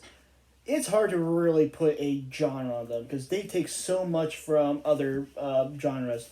Of course, post-punk, shoegaze, a little bit like atmospheric metal, of course, punk, goth rock, death rock. Like, even like some synth stuff. Like, not minimalist synth, I would say. That would be because it kind of reminds you of stuff like not Oppenheimer Analyst, but I don't know. It's just like I would say minimalist would be a good way to describe it. So they're a Connecticut band that started I shouldn't say started, but they released their album in 2008 called Death Consciousness. It's over I think it's over an hour and a half long. It's a pretty long album, and it just varies. Like the first I'm not gonna remember all the tracks. I'm just not because they're like. At least it's better than Public Image LTD. Fucking can't stand. Really? They're all Oh my god! What? You don't like their first? No, I fucking don't. And it's Doug's number 3. Oh my god! Listen, if it is, I'm gonna feel bad. No, I it's can't not. stand that fucking band. Come on, you don't like Religion? No, I don't like that. Doug, I wanna he's die. wicked. What about Order Of of? course he doesn't like religion. What about Order of the? Because that's me in the corner losing my religion. What about Order of the Good Death? No. Oh man. I don't like any Public Image LTD. I do Anyway, not like that band. Go on with your number. So, I would say once maybe a starter song to go with them is Blood Hail, which is it's very just hypnotic. Like you are kind of like putting this like weird like dark but kind of like space. Like it's dark but there's light around. Like Space. Want to go to space. Need to go to space. I'm trying to give a fucking eloquent, emotional review or description, and you fucking monkeys are doing this. Sorry, Doug. I was trying to make him do the. This is why I'm Team Godzilla. Team Godzilla 2. Who thinks that monkey's gonna fucking win? He's got a gun. What the fucking shit? It's Godzilla. And Cody comes in with, you guys are just racist. He can fuck off. Okay, so I mean their first album is like it's a mixture of like it's like but it can be like just dark drill like there's I think it's The Deepening, or is it The Deepening? Once again, I'm gonna get crucified with these names, but it's like a spiral into like noise rock with some post punk or goth like atmosphere. And it's like just like like a rage of of introverts a dilemma of being lonely, not just romantically but even in a metaphysical sense. Like the universe is just this absurd, indifferent, cruel place that you have no faith in. And then of course you have like slow songs like I think one song is like the fucking title is like, oh my fucking god, it's the year 4000 millennia or something like that. It's honestly they work in retail. Right. Oh, actually, one of their songs. Oh my god, it's fucking Jason Bourne. I think the first song is called. The first song I think is called "Waiting for the Worm to Devour Connecticut" or something like that. And then their second album, oh my fucking god, I can't. Oh, Unnatural World. That area is much more darker and much more like a hard experience where you kind of. Actually, I would say these two bands are depression incarnate. Like you really are just like feeling you're being buried alive, that you're being like thrown into this monochromatic world that there is no hope, and that you just but you experience all these different types of emotions and experiences like highs and lows, but it's all the same like despair. And then their last album like a couple years ago, See It Worry. I actually didn't mind. At first I didn't care too much about, but I've been listening a bit. It's pretty good. Like it's more eclectic. It's kind of more like how I feel with Raw Power, where it's less instead of being cohesive. It's like different like songs that kind of go together, but they're separate. So I think it's good though. And fuck Danny Fantano. I don't give a shit what he thinks.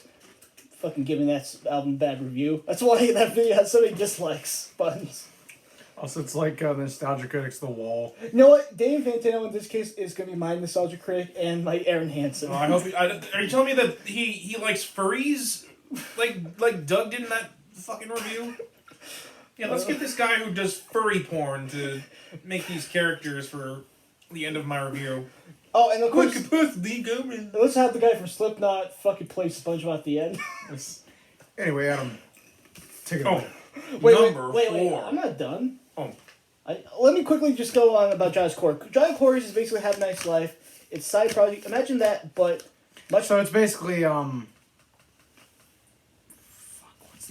what's the guys from Slipknot's side Sour band? Stone or Stone Sour. Stone Sour. Yes, it's basically Stone exactly. Sour. That's how I would compare it. But yeah, basically, it's Giant Core is Have a Nice Life, but much more depressing. I would say it's warning. Don't listen to the album if you're kind of like put off about like suicide and stuff like that, because it gets real like. Once again, the guy's not actually suicide or anything. It's just, it just touches those themes, so it's very like depressing and dark. So, but they are like, but it is some of the most beautiful music, some of the most like emotionally touching music, and I'll be honest, sometimes like with Death Consciousness, I listen to it while I go to sleep. It's not that it's boring, but just a great like lulling experience. So okay, now I'm done. Number 4. So my number 4 is probably one of the most acclaimed songwriters in history. I'm going to tie him with 2 other men on my list as the greatest songwriters of all time, and that is Mr. Bob Dylan. Mm-hmm. This is Bob's Desire album, my favorite album by him. It's a cross between this and Blood on the Tracks. This and Blood on the Tracks were his mid-70s album when he split with his wife.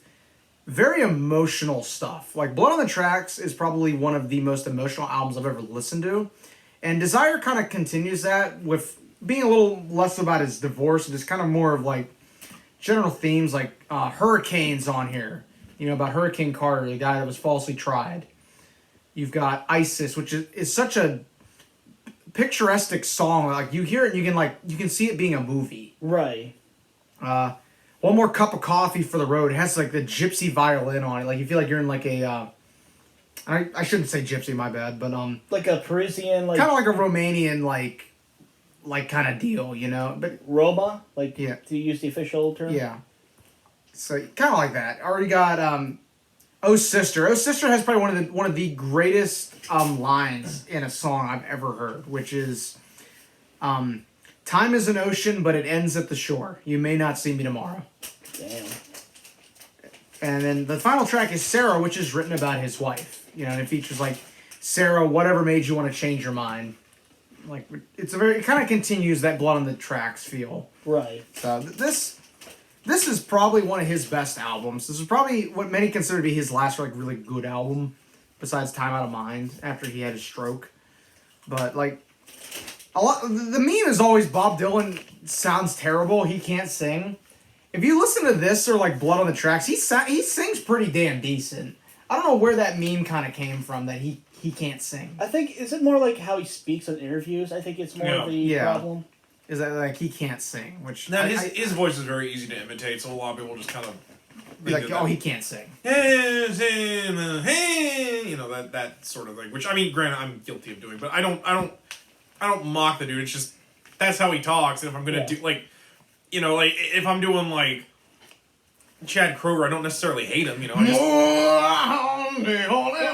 mean, it's like movie stars, like like Steve Buscemi or Listen here, Pilgrim. Yeah, or Gary Busey. Like, you're not making fun of the person for doing an imitation. It's just how they talk. Yeah. I don't know how I got these scars. Anyway, that's all I got for Bob.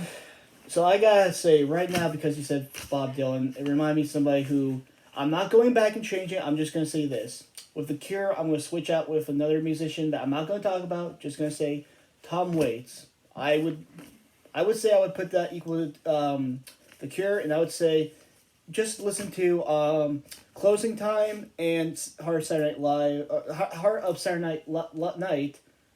That's all I'm gonna say about that. What's Tom Waits on? I was about to say, I hate fucking Tom Waits. People can't. I don't get what's Tom My Waits God, on. Tom Waits actually can't fucking Yes, sing. he fucking can. Oh, he fucking can't. What's Tom Waits Oh, on? and Rain Dogs. That's all. Oh no, Okay, listen. What I listen to, he listen can't to sing. Chevy 55. I won't fucking listen to him. Listen to I don't understand what's Tom waiting on. Okay, now Someone to tell him he needs to fucking stop. no. Is that what Tom's waiting on? He's waiting for the next shot of bourbon. He's and waiting on cigarettes. By the way, he said one of the best lines ever. I'd rather have a ball in front of me than in front of lobotomy. Anyway, you're number 4. You're number 4. All right. Okay, this one no is gonna. What? What I said or what you said? What the fuck was that last couple minutes? What the fuck are we Poet's doing? rage against Tom Because I Waits. fucking hate Tom Waits. No, you're number 4, Doug. Okay, It's Saban's Power. Okay, so I'm gonna go with this. First off, I'm gonna give the guy's real name and then his band name or the shortened band name, J.G. Thirlwell. Thirlwell? Yeah, Thirlwell. He also goes by his band's name, which is actually not technically the band's name. It's basically what people call him because he keeps changing the fucking band name every album. Fetus, spelled Foetus. I thought it was gonna be Gigi Allen for a minute. I'm like, I'm Tom, not fucking putting Gigi Allen on my Tom, list. don't fucking Wasn't do that this. guy the billionaire in No, Gilligan's Island? I'll tell you who it was later. Yeah, Don't, no, we're I'm not not- getting into that. I'm not getting to. No, I'm not fucking. Don't get into I'm that on not camera. going to. But I thought that was who you were talking about. now before I begin with this, I'll say this. You know what show you would know him from? Because you're not gonna fucking know any of this music here. But he had a band, or at least a side project called Maximus Steroidus or something like that. But that influenced, these people, a Adult Swim show to have him work on on their show, The Venture Brothers. Oh, thank God. I thought you were going to say 12-ounce mouse. I would fucking love that. That would be fucking awesome. I would love to have that. I don't need another thing where you talk about how it's the fucking Neon Genesis Evangelion It of is, Western but I'm not animation. getting to that. It is, but I'm not getting to that. So first off, the spelling of fetus. Well, he's from Australia. He's from Australia. He came to America in the I want to say either 79 or 80. Pretty close to the 80s, the beginning of it. And he, of course, went to New York. And along with being influenced by hard rock and whatnot and punk, he also not punk, but hard rock or rock. He also was influenced by people like John Cage, Phil Glass. Like You almost said Nick Cage, didn't you? shut up. Nope. I can't do it. I want to hear Nick Cage sing some Black Sabbath. Don't even think about it. Okay, so he created a music group called I don't. It's the first band he made, which is basically his same band, but he just changed the fucking name. It's called Scraping Fetus Off the Wheel, and the first album was called Death. And basically, it's industrial music. And It's like Tool. no, but it influenced Tool. It also influenced, I imagine, people like Trent Reznor. Industrial is not the same as industrial rock or metal, which you think of like Rammstein and Nine Inch Nails and whatnot. Industrial it's like noise rock, but much more aggressive, much more transgressive with their lyrics, more experimental, and basically it is like a lot of like just using very distorting, very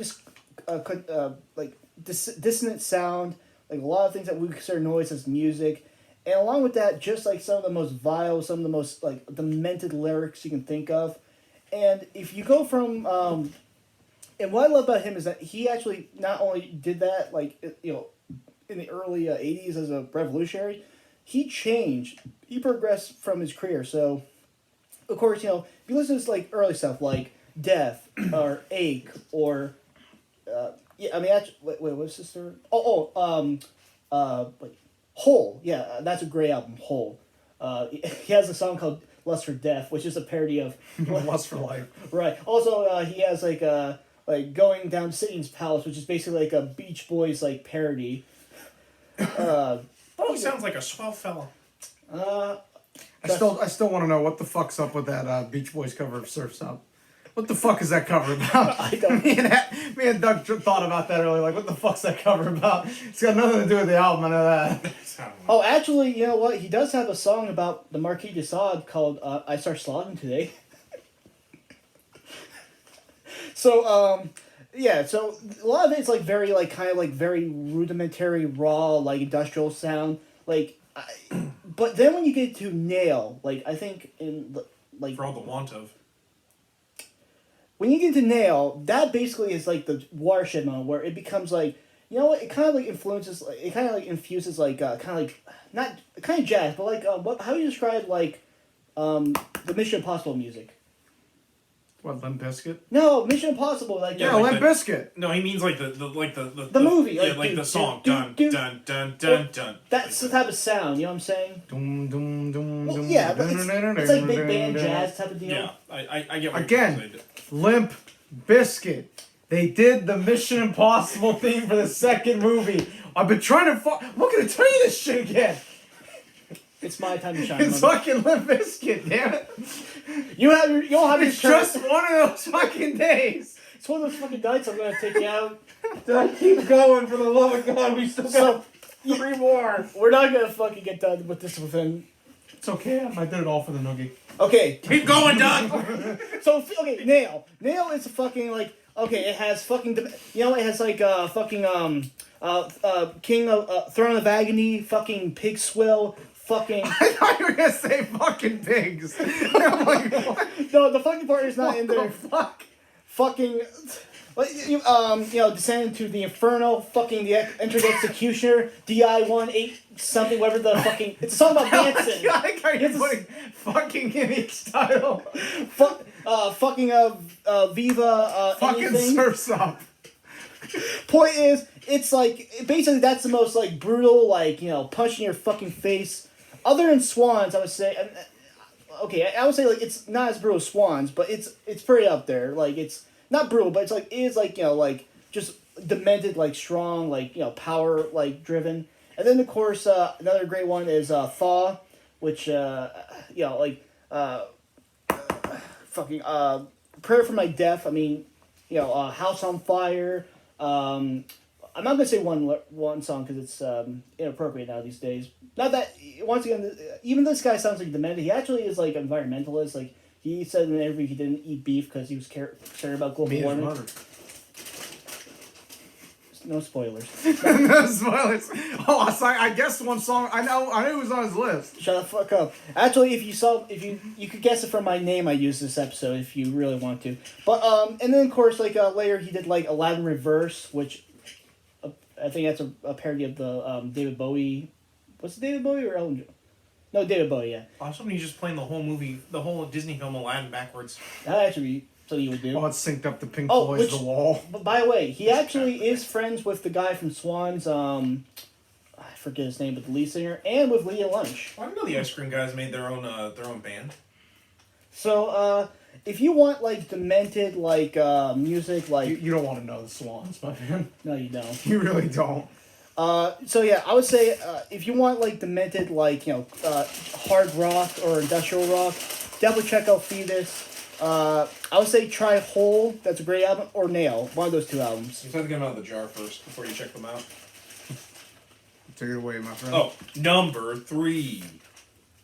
This is the one you've all been waiting on. I know you have. I have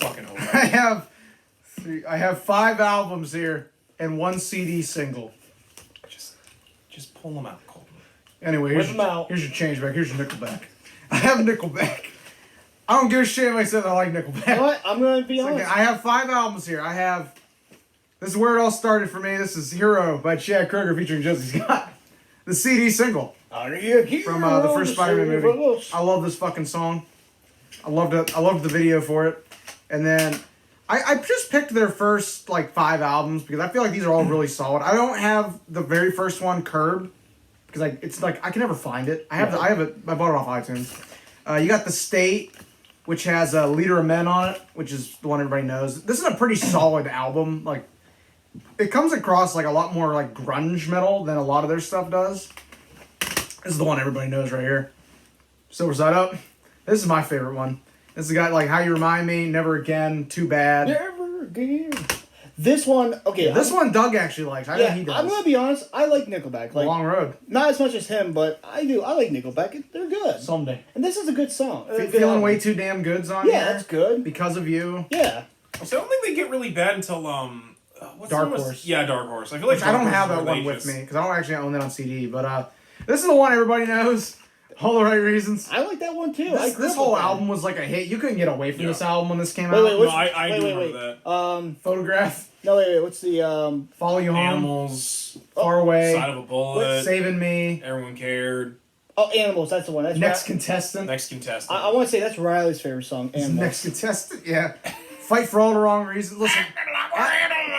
Adam loves Rockstar and Photograph. No, Those are his two see- favorite songs. I actually like Rockstar. He likes You that just- She Santhy version of Rockstar they did. Look, Have you heard that? No. You're gonna hear it tonight. No, I don't. Yes. Let's just keep going. Anyway, the last one I have is probably what I think would be their last decent album they did, because they've done 2 albums since this one, and I can't get into them. Yeah. Maybe I just haven't been in the right state of mind, but like this is 2011's Here Now, and the song off this was Lullaby, but there's a lot of good album cuts on here. This Means War, Bottoms Up, Midnight Queen, Gotta Get Me Some, Trying Not to Love You, Holding On, Heaven, like Also, it's all about him leaving Avril. basically. well, But like, I don't understand the hate for Nickelback. I really fucking don't. I've always tried. I think it's a meme to hate Nickelback. I think. I think it's one of those great shame. Like I feel like a lot of people feel like it's one of those great shames of the Bush era.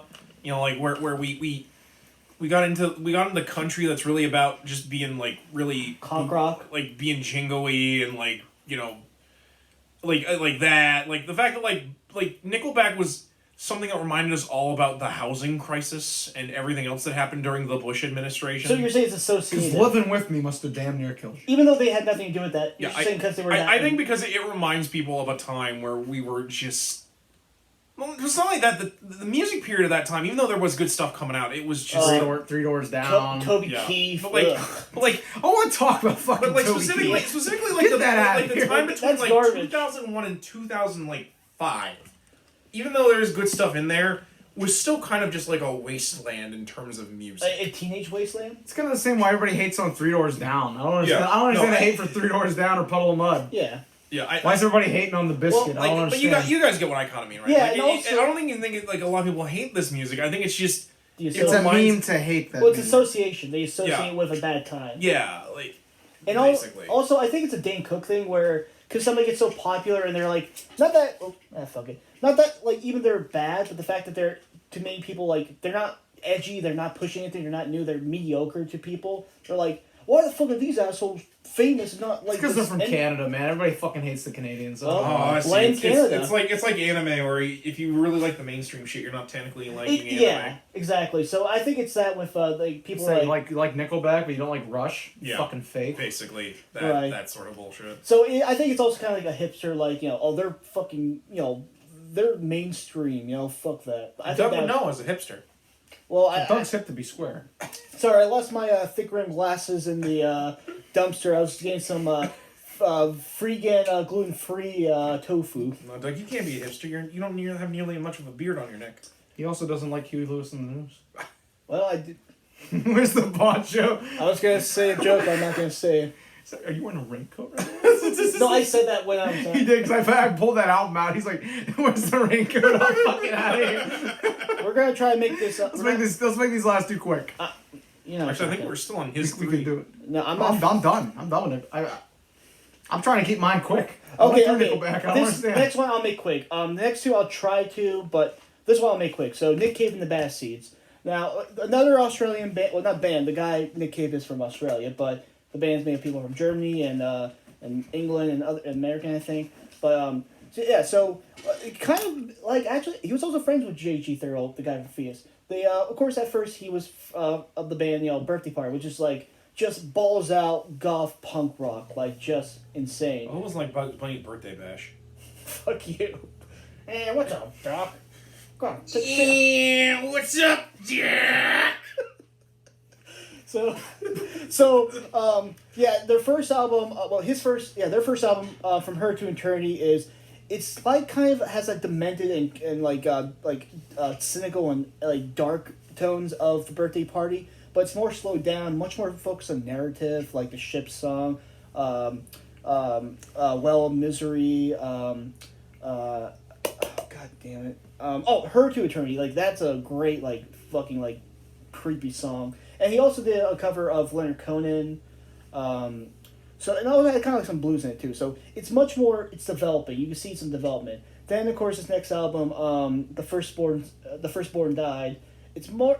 That was more of like his experimentation into blues. So what they love about this band is they develop, they change. So they went from like industrial kind of like dark hard goth rock to a bluesy rock. They had a song Blind Lemon Jefferson. They have Tupelo. They had the train, Pain Train, the Black Crow King, I think the song is. So, and then of course you have I would say next two albums or three are the most like seminal. Tender Prey, Let Love In, Your Funeral, My Trial. They're just like a mixture of like, of course, that demented, dark and evil sound with a lot of like more emotionally open and much more confessional about she's no longer anyone's baby now. Like really like soulfully looking for answers of like love loss and dealing with real life instead, like these hypothetical like twisted situations. And of course like I'm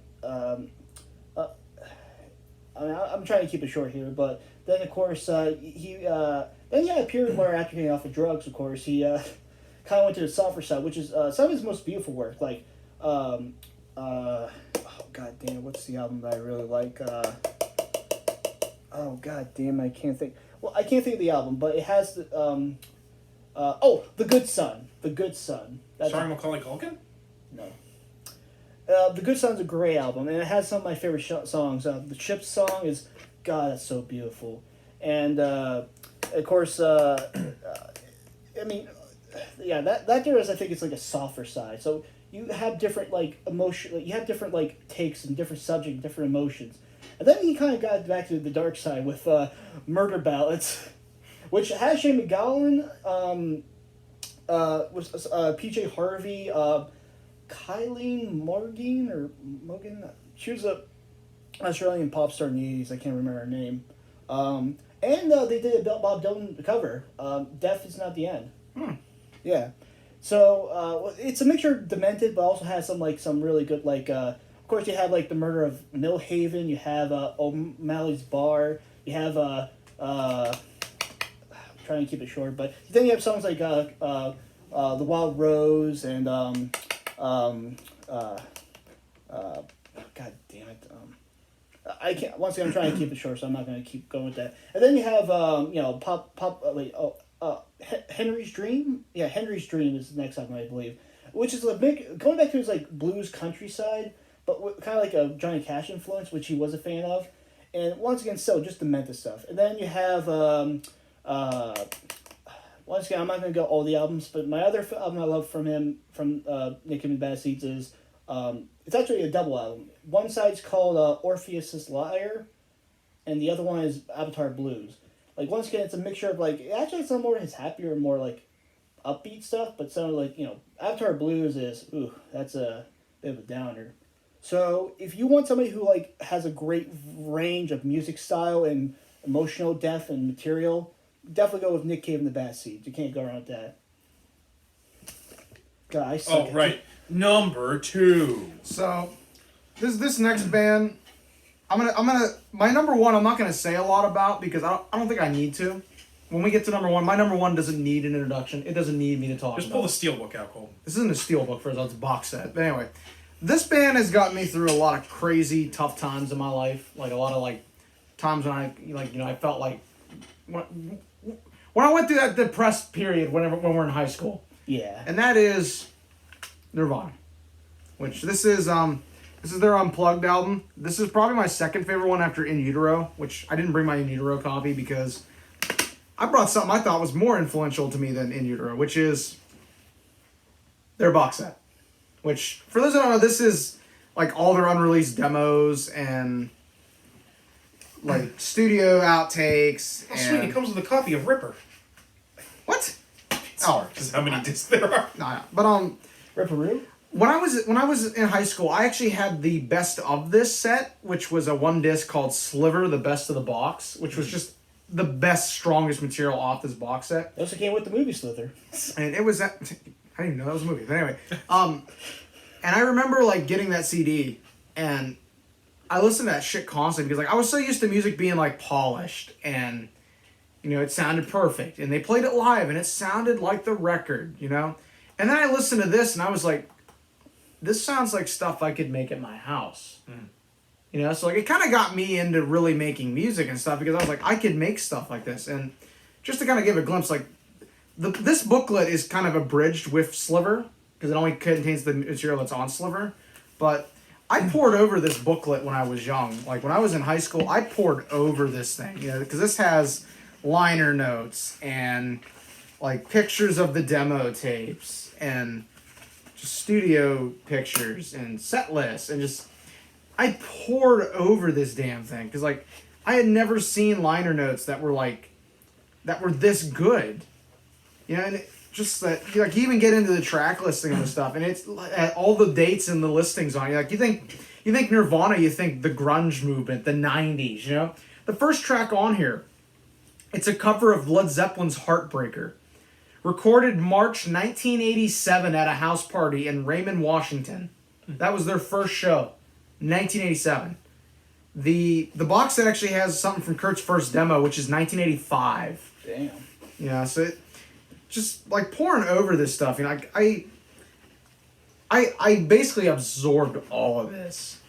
Like I used to take this to school, and like I'd be on the bus listening to it on my portable Walkman, and like I'd be just like listening to it and like I'm like soaking in the pictures, you know, just kind of like getting into like what this was probably one of the first bands I really got into, like that, you know, like I wanted to know everything about this band, you know, because like, and I think a lot of it was I watched MTV Unplugged one night on TV with my parents, and my dad told me, I don't want you getting too into this guy because this guy killed himself. Which, you know, when you're a kid and someone tells you, hey, you shouldn't get into this, you get into that shit heavy. My parents don't want me to watch South Park, and I fucking watch that all the time. Oh my god, like, I think my mom to this day blames my dad for like, why'd you get him into fucking Nirvana? Which, like I said, I love Nirvana to death. I've got almost everything that band ever fucking recorded. Like home demos, studio outtakes, live shows. I've got Sea monkeys. Yeah, you guys have seen the amount of just Nirvana stuff I had. Here's the thing, I really truly believe this. You know how I also have the album on cassette. Okay, I don't know if you know this with classical music, but you know like how like with Sebastian Bach, they had like this like numbering system they have where they like categorize all his music with this numbering system. I think Colin can do the same thing with Nirvana, like, and not just like their studio albums or live stuff, even their outtakes. I bet you give me like, okay, this is 1 Alpha B where they record Spank Through in Washington D.C. in 19. Remember, I told you the one day. I told Doug, I'm like, I pulled up a list of the because Nirvana has this song called Spank Through, which is off Kurt's 1985 Fecal Matter demo that he made. It's actually the tape that made Chris Novoselic make him start a band with Kurt that became Nirvana. And they played that song from 1985 to 1992. They played it live so many times. And I actually told Doug when I had my old iPhone that had like 250 gigs. So I had my whole music library on there. He would go into my Nirvana and it'd be like just endless scrolling. And 249 of those gigs was nothing but Nirvana. But like I told Doug, I pulled up every list of Spank Through. I'm like, click one randomly. And I can tell you what year it is. And so he did it, and I think you put on one, and I was like Argentina, 1992, last time they played it live. I can tell by the guitar tone. Like that was how like into Nirvana I was able to identify when a song was being played by the guitar tone they were using. That went exact opposite. Ask Colton, who's his current member of Congress. It's Kelly, isn't it? Yeah. All right, that was kind of a bad example because Colton actually. Pre or post crisis? There you go. Pre or post crisis. Like I said, and like Doug saw my music books today. How many goddamn books on Nirvana and Kurt Cobain do I have? Like 15. Like quite a lot. We call them the Library of Alexandria. But like I said, I love Nirvana. They've got me through a lot of tough times, and it's one of those bands like. If I go to a party and you hand me the Uggs cord, be ready for some fucking Nirvana. I remember Clears out the room. Yeah, get ready to be real fucking sad. The best part was buddy. we went and Under saw a bridge. when we went and saw Captain Marvel. Yeah. And fucking Come As You Are goes on. I'm like, what? They got Come As You sitting Are. there like, oh, here we go. They got Come As You Are. Combat shook me out of my seat when he did that. Bro, it's Come As You Are. Just like, I didn't recognize it off the bat. I was like, what is this? Well, I mean, I'm sorry, but Come As You Go. I mean, you know, they stole that. Wait, is it? Yeah, they stole that from Killing Joke, though. Yeah, but Killing Joke stole that from The Damned. Prove it. I can't fucking prove it. I'll pull the tracks up in a minute. Right. And by the way, how do you not like 80s? You're saying that's a worse song than don't. Quote Come the As You- Vaselines. It wasn't all Duran Duran. You want the truth? This is it. I hate the 80s because the 80s were shit. You know what my main problem is with You know what? No, I think I'll share that criticism later for the Anyway, Let's you're say number two, number Doug. one. Number 2. We're almost to the end. We're almost at 2 hours. Dude. Almost I knew 2 hours. we were not gonna. I knew this was going to be a long we one. should have done a top 5. I told you we should have done top 5. I thought we could get through this. Well, I'm You just would- sitting back here making shitty jokes because I'm like, I don't know what else to fucking do. Well, you're gonna relate to this one. So you think like, okay, rock bands like other than newer, you know, Doug has like a preference like alternative rock. So number 2 has to be something like that, right? REM or you know maybe something like Sea monkeys. or you know maybe Thank something you. obscure like I don't know, No Trend or fucking. Point is, my number 2 is a band called the Pet Shop Boys. Oh, okay. Well, I already Well, actually, no. Yeah. Actually Yeah. surprised. Yeah, and of course, you know, everybody knows their most favorite song, their most famous song. Oh, Western now and now walls. Yeah. Yeah. I can only do that much because I don't want us to get copyright. Ethan, God, I was gonna sing more. But yeah, of course, you may have heard that, which is Sing some Michael Jackson next. no, fuck you. Like Michael Jackson, why? We'll just then do Sonic 3 soundtrack. I can do that. So, Pet Shop Boys. So, and of course, they had some other hits like "What Have I Done to Deserve This" with Stussy Springfield. They also trying to think of another hit. Money, like I think that was another hit. Oh God, I know there's maybe one more that I can't think of right now. If you play Grand Theft Auto 3 or Vice City, I think is the. I don't think they have anything in Vice City. No, they don't. Vice City was the one where that was the 80s where they were. They Yeah, that's Vice did, City. but not Pet Shop Boys isn't in it. Oh, okay. No. So It might be in Vice City Story. So you're Vice thinking, City Story. I imagine a lot of people are thinking, okay, Doug, so what, you like a one-hit band? Like, really? Nah. So first off, Nah. their first album, Please, and I want to say 1986 was? I think it was 86, but yeah, it was mid-80s at least. And of course, you know, it has West End Girls and Money, but also it has, you know, Divided by Zero, it has Suburbia, which that's a great song, though. Weirdly, I don't like the studio album version. I like the music video version. It's weird, but the music video version is much better. Of course, it has Tonight, which that's an underrated one. And no, not Tonight, Pierce Terra. Tonight, First of tonight. all, Oh, that's Phil Collins. That's Phil Collins, you animal! When have I ever said anything I like about that? Hack No, Peter sh- fucking You Cetera. showed me Challenge Todd in the Shadows, remember? Unless it's with Chicago, Peter Cetera sucks! That's true, too. It's actually Tonight by Smashing Pumpkins.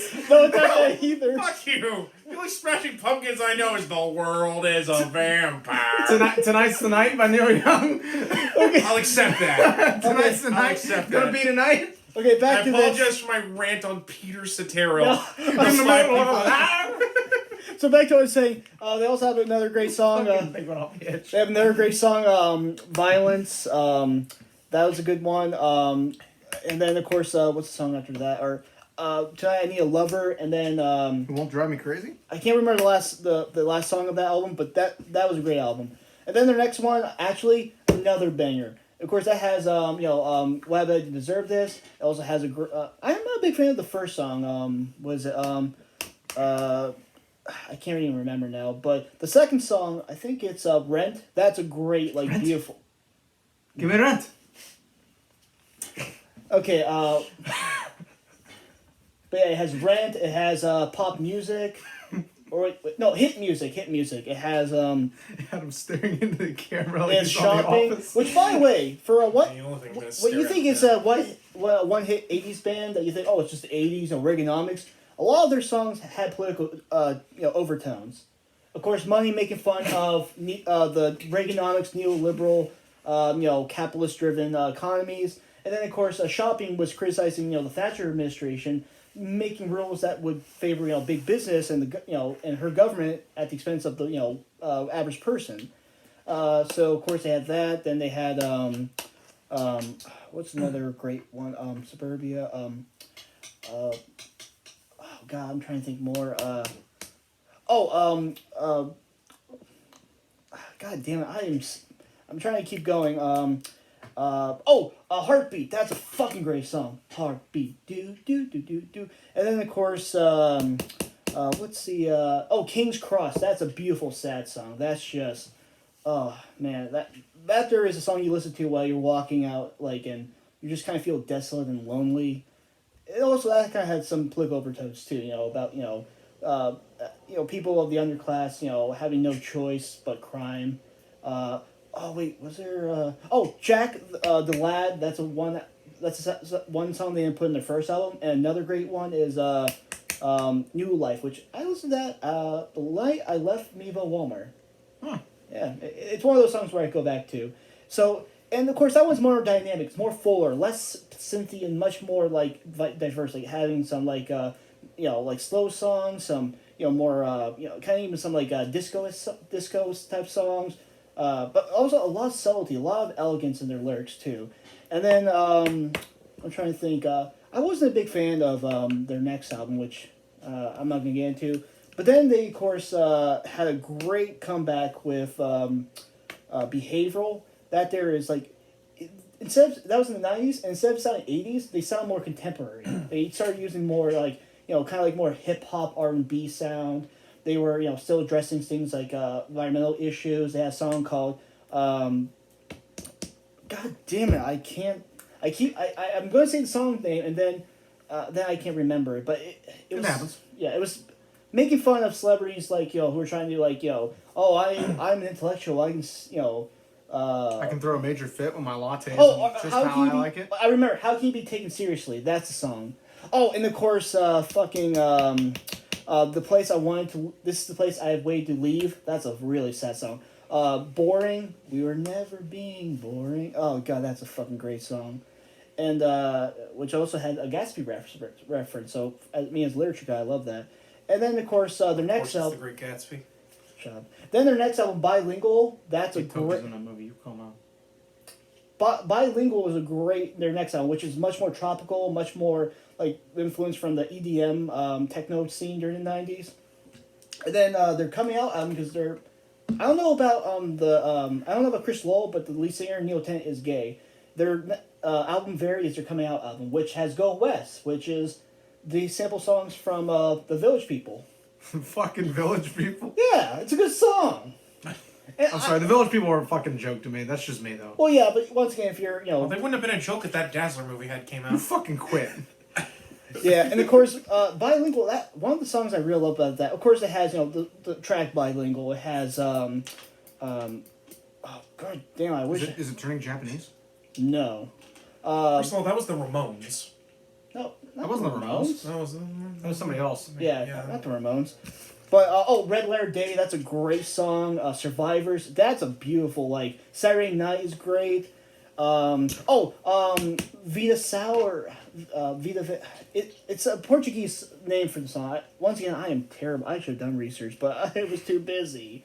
So, and then of course... we can't all be encyclopedias like me. Well, that's true. You need more cheese quesadillas. Then their other album, was it Late Night or Something Night? That one's alright, though. It was kind of a bit more gimmicky and had only a couple of good, really songs. Then there was is it Love, Etc.? No, that's the name of the song. Oh, wow. I am just shitty today with names. It's the one album in the early 2000s where... Yes. That's the name of the album. Yes. So, yeah, that there is more... Once again, they were able to stay relevant. They were still able to keep with modern, music techniques. It wasn't 80s sounding. It wasn't like a throwback. And they were still experimenting, new things and new ideas and song themes. And then, of course, they did later Electric, which they did along with electric music and dance music, they did a cover of Bruce Springsteen. It was one of his pop thing. I don't know what the song. Turn your everyman to a beveryman. Is that you, baby, or just a brilliant disguise? No. Tunnel of Love? No. You can't start a fire. Actually, it was one of his newer songs. Oh, so I don't know what that. I stopped giving a shit before Born to Run. Yeah, see, I think After it was Nebraska, I stopped giving a fuck. Yeah, actually, funny, Electric was my last album I care about them. Then I really haven't followed them since. So, a couple of their hits. And I would say one of the most underrated songs of their Pet Shop Boys, Home and Dry. That there is great. That's a great song. Like, that's it's both beautiful and sad, but also happy. It's weird. It's weird because it doesn't really say that much, but you can feel it. Both in the music and the vocals. The only thing that sucks is that the music video is just shit because they didn't give a shit. They just filmed a subway. That's it. It just found footage of a subway with the music. It sucked. Yeah, I wouldn't want to sit around the restaurant if that was the footage I. Oh, and Flamboyant. I love Flamboyant. God, I love that song.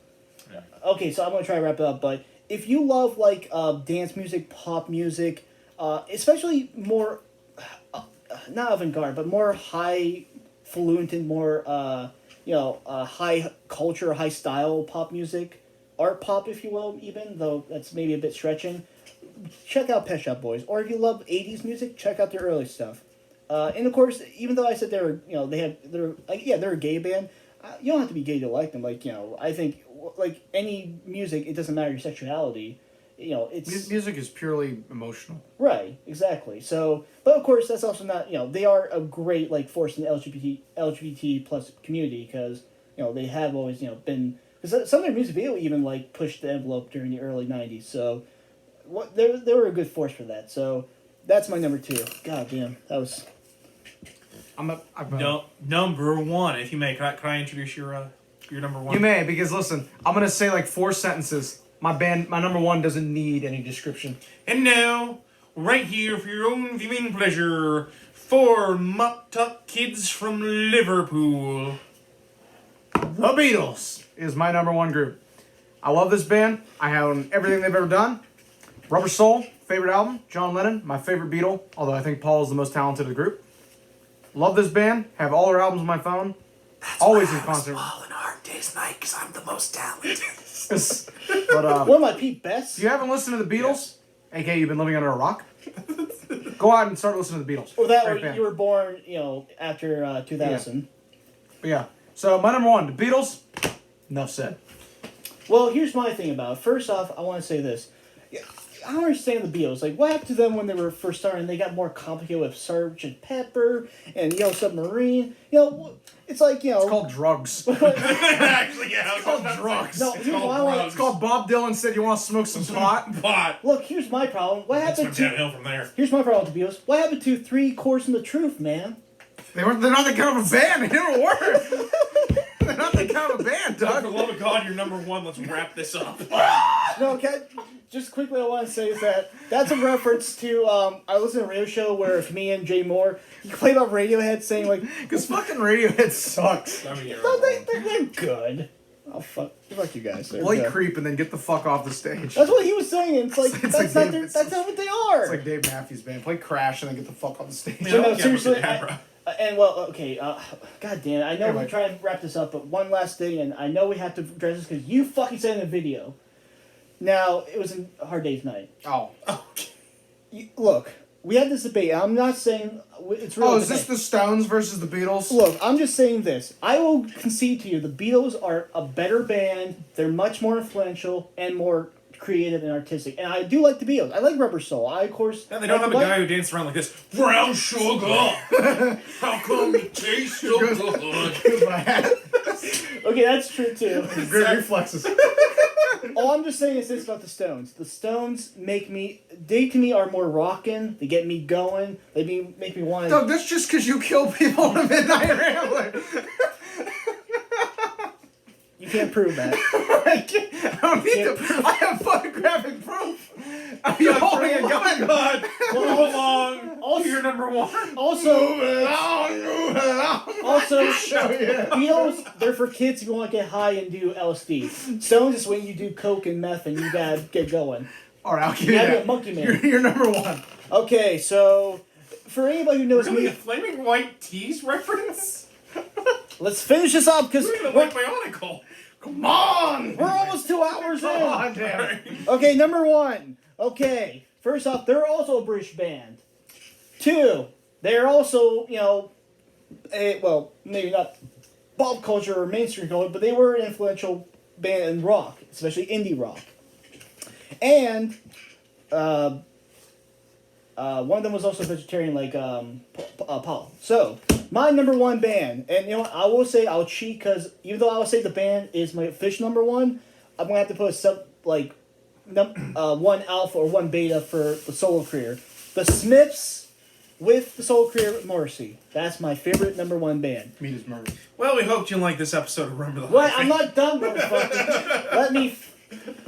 Alright, so first off, people are like, who the fuck are the Smiths? And first off, it's the Smiths. Don't fucking say Smiths. Morrissey didn't like I that do, one. which is a shame because I love their hot dogs. Yeah, I say I love Smith's And that's hot maybe why dogs. Morrissey doesn't like Which it. is why I don't even like hot dogs. Morrissey's a strict V. By the way, ironic. He's my number one favorite band and solo career artist is Morrissey and the Smiths.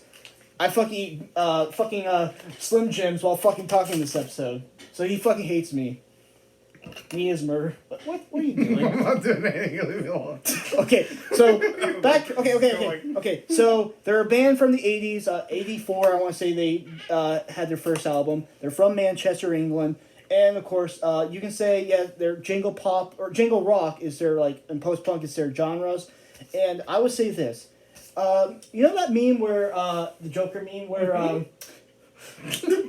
okay, focus. Okay, Joker's dancing. The movie Joker. Joker's dancing.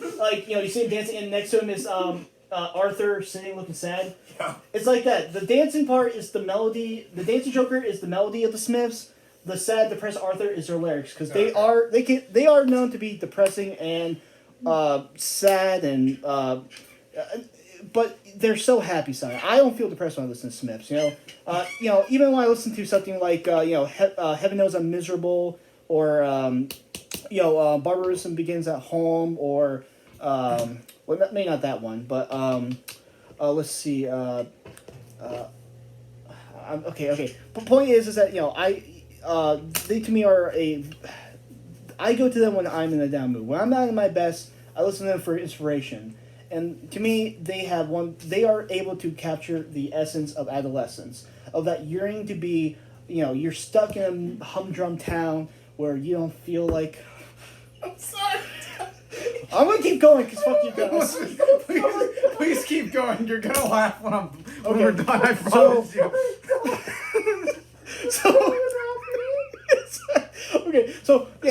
If This you show has devolved. let me finish. Okay, so if you are a angsty, sad, very sensitive, young person in a middle of nowhere, whether it be the country or the city, where you don't feel like you can connect to anybody, but you have that inner spirit, that inner light to connect and be something more, to connect with art and literature and emotions, while also having a great sense of humor. That's the Smiths. And of course, you know what? Their first album, it's haunting at times, but it's still it's a great build up to just that intimacy of I will not lie to about my own my insecurities, my deficiencies. In fact, I'll praise them. I will make them into something to not even celebrate, but to let the world know in the most wonderful way. Whether it be Pretty Girls Make Graves or Charming Man, even where By the way, Which that was actually a decent song. I've listened to that. You made me listen to that. That was actually a decent song. And also, it's a really, and I'll save it for last, but another great song you listen to. And also, you may know the Smiths from Charm. Yeah, because they wrote the Charmed theme song. I'm always revving him on that. Be like, oh, you mean that song from Charmed? Yeah, even though it's not literally sun and air like the elements, it's the sun the sun from the father and air as in air property. Point is that or also Hating the DJ, which was an episode name for a Black Mirror episode, and they actually had the song in there, and and they only have 4 albums, and of course other compilations, but those 4 albums, the Smiths, Me Is Murder, The Queen Is Dead, which I would say that's a great one to start with, and then of course Strange Ways Here We Come, and you can have some of the most like humor songs even like frankly Mr. Shankly, which is kind of their weakest and stupid, or Vicar in a Tutu, like they are silly songs, but they're still charming, not just because of Charming Man, but you still have some of the sad songs, like Last Night I Dreamt. Last Night I Dreamt somebody, I think the full title is, but yeah, Last Night I Dreamt, that's such one of their sad songs. Asleep, that was also in the movie Wallflowers. Yeah, very depressing, and of course the joke is not funny anymore, and the Smiths to me have been one of the most like influential forces in my life. Like, even though they can put me in that dark. So basically, you're Nirvana. I would say that I would agree with that. But at times they also make me the most inspired and most connect to my inner artist, my inner my inner spirit. And one of my favorite songs that I love is of course There's a Light That Never Goes Out, which that's one you heard too, right? Yeah. So that there, I would say start with that song. You listen to There's a Light That Never Goes Out. If you like that, listen to Smiths. And of course, even though I would say the Smiths are my ultimate number one band, I will give Morrissey a special shout out because I love Morrissey music. Because here's the thing, I don't love Morrissey. I love the idea of Morrissey. Because Morrissey. You appreciate the idea of Riley. So the reason why I say that is because the music, you think like this guy is a very he's emotional. He would understand you and he would want you to connect with him, and he would be this like sophisticated, but maybe humorous and a little sardonic, but you can connect with him. No, now he's an old grumpy cunt. Sorry, Jesus. He really is. Well, first off, he's a dick. I know you fucking wouldn't want me to be a fan because I eat meat. Sorry. And also, the fucker actually bullied David Bowie from eating meat and felt great from his autobiography. That's what he wrote in his autobiography, which is garbage. For a guy who fucking wrote a song about in Cemetery Gates, like Keats and Yeats are on your side, but the love of Wilde's on mine. Somebody who loves literature, you think he fucking could learn how to write and make paragraphs? Fucking make chapters. And then of course, then the late stuff with he has said some racially insensitive stuff, like saying Chinese people were inhuman for eating dogs, which maybe it wasn't racist, but it's like no, that's definitely racist. Yeah, that's a little. That's racist. No, it is, but he didn't. I don't think he. I think he. So it doesn't matter if he didn't intend to. That's racist. It's not calling something the Kung Flu, but it's okay. Yeah, it's a little racist. Yeah, well, it's a racist thing to say. But you're a little bit racist. Well, you're a little. Well, here's the thing. it definitely gets worse because then he made fun of somebody for the mayor of London, who I think was I don't know where he's from or his family's from, but he's ethnic minority, South Asian, I believe. Morrissey made a joke like, "Oh, he can't even speak English properly." It's like, ugh, no, what the dude. Fuck? Yeah. And then the last, of course, those are a lot of those things. Like, yeah, I don't like Morrissey. The thing that really turns me, why I'll never support him and his career, go to a show of his or buy. The autobiography was the last thing I ever bought from him after, this. It was before this, but after this, I would never buy anything from him because then he started wearing this pin for a political party in England. I forget the name of it, but it's anti-immigrant. And Jesus Christ. Yeah, so. Which is fucking doesn't make sense because he was a liberal. He was a leftist. He was, he hated Thatcher. He criticized conservatives, and. We understand, though. It's hard when your idols are just assholes. It is true, and it's like, why can't you be like Billy Bragg? No. Billy Bragg is still fighting a good fight. I don't know what you're talking about. My fucking idol killed himself. I meant Lennon. I mean, fair. Yeah, Lennon was an asshole. Wait. Anyway. But yeah, no, that's the thing is that, whether or not his intention, he is racist. He has done racist things, and I don't support Morrissey. Yeah. And of course, I would say that, however, before that, like his early career, which, Viva Hate is still a great album. Actually, it has Smith songs, so it kind of that's why it's one of the greatest albums of his solo career. Then I would say his other great albums are Your Arsenal, which is almost perfect, but one song, which is stupid. I'm not getting into that. And then Voho and I, that's a great album too. And then he has a lot, singles like Piccadilly Polare. I really, I want to get more into it, but we're really running out of time. I can't think right now. Wait. Just want to say, after that, though, shit. And I mean, there were some good hits, like but after when he got to fucking Refusal, I think the album's called, the one from 2008. It's just fucking him standing. Like, look, Smith's albums are, and even Morrissey albums are pretty good for the most part. It's just him, a middle-aged Morrissey holding a baby. What kind of fucking cover album is that? It's like he doesn't have a kid. It's not his kid. Why the fuck is he holding a baby? You know what? On that note, I think we need to wrap that up. Okay. Point is, since then he has not made anything good, and he can go fuck himself. But I love the Smiths. They'll live on forever. They're a light that never go out. And they make a good hot dog. Fuck you. On that note, guys, this has been Remember the Hyphen, an extra long edition. Thank you for hanging in with us. Hopefully we didn't go too crazy at certain points, but I'm Average Joe Squad. I'm Zon gets to 134. And I was Charming Man 94. And as always, we ask you, Remember the Hyphen, Hyphen and take care. care.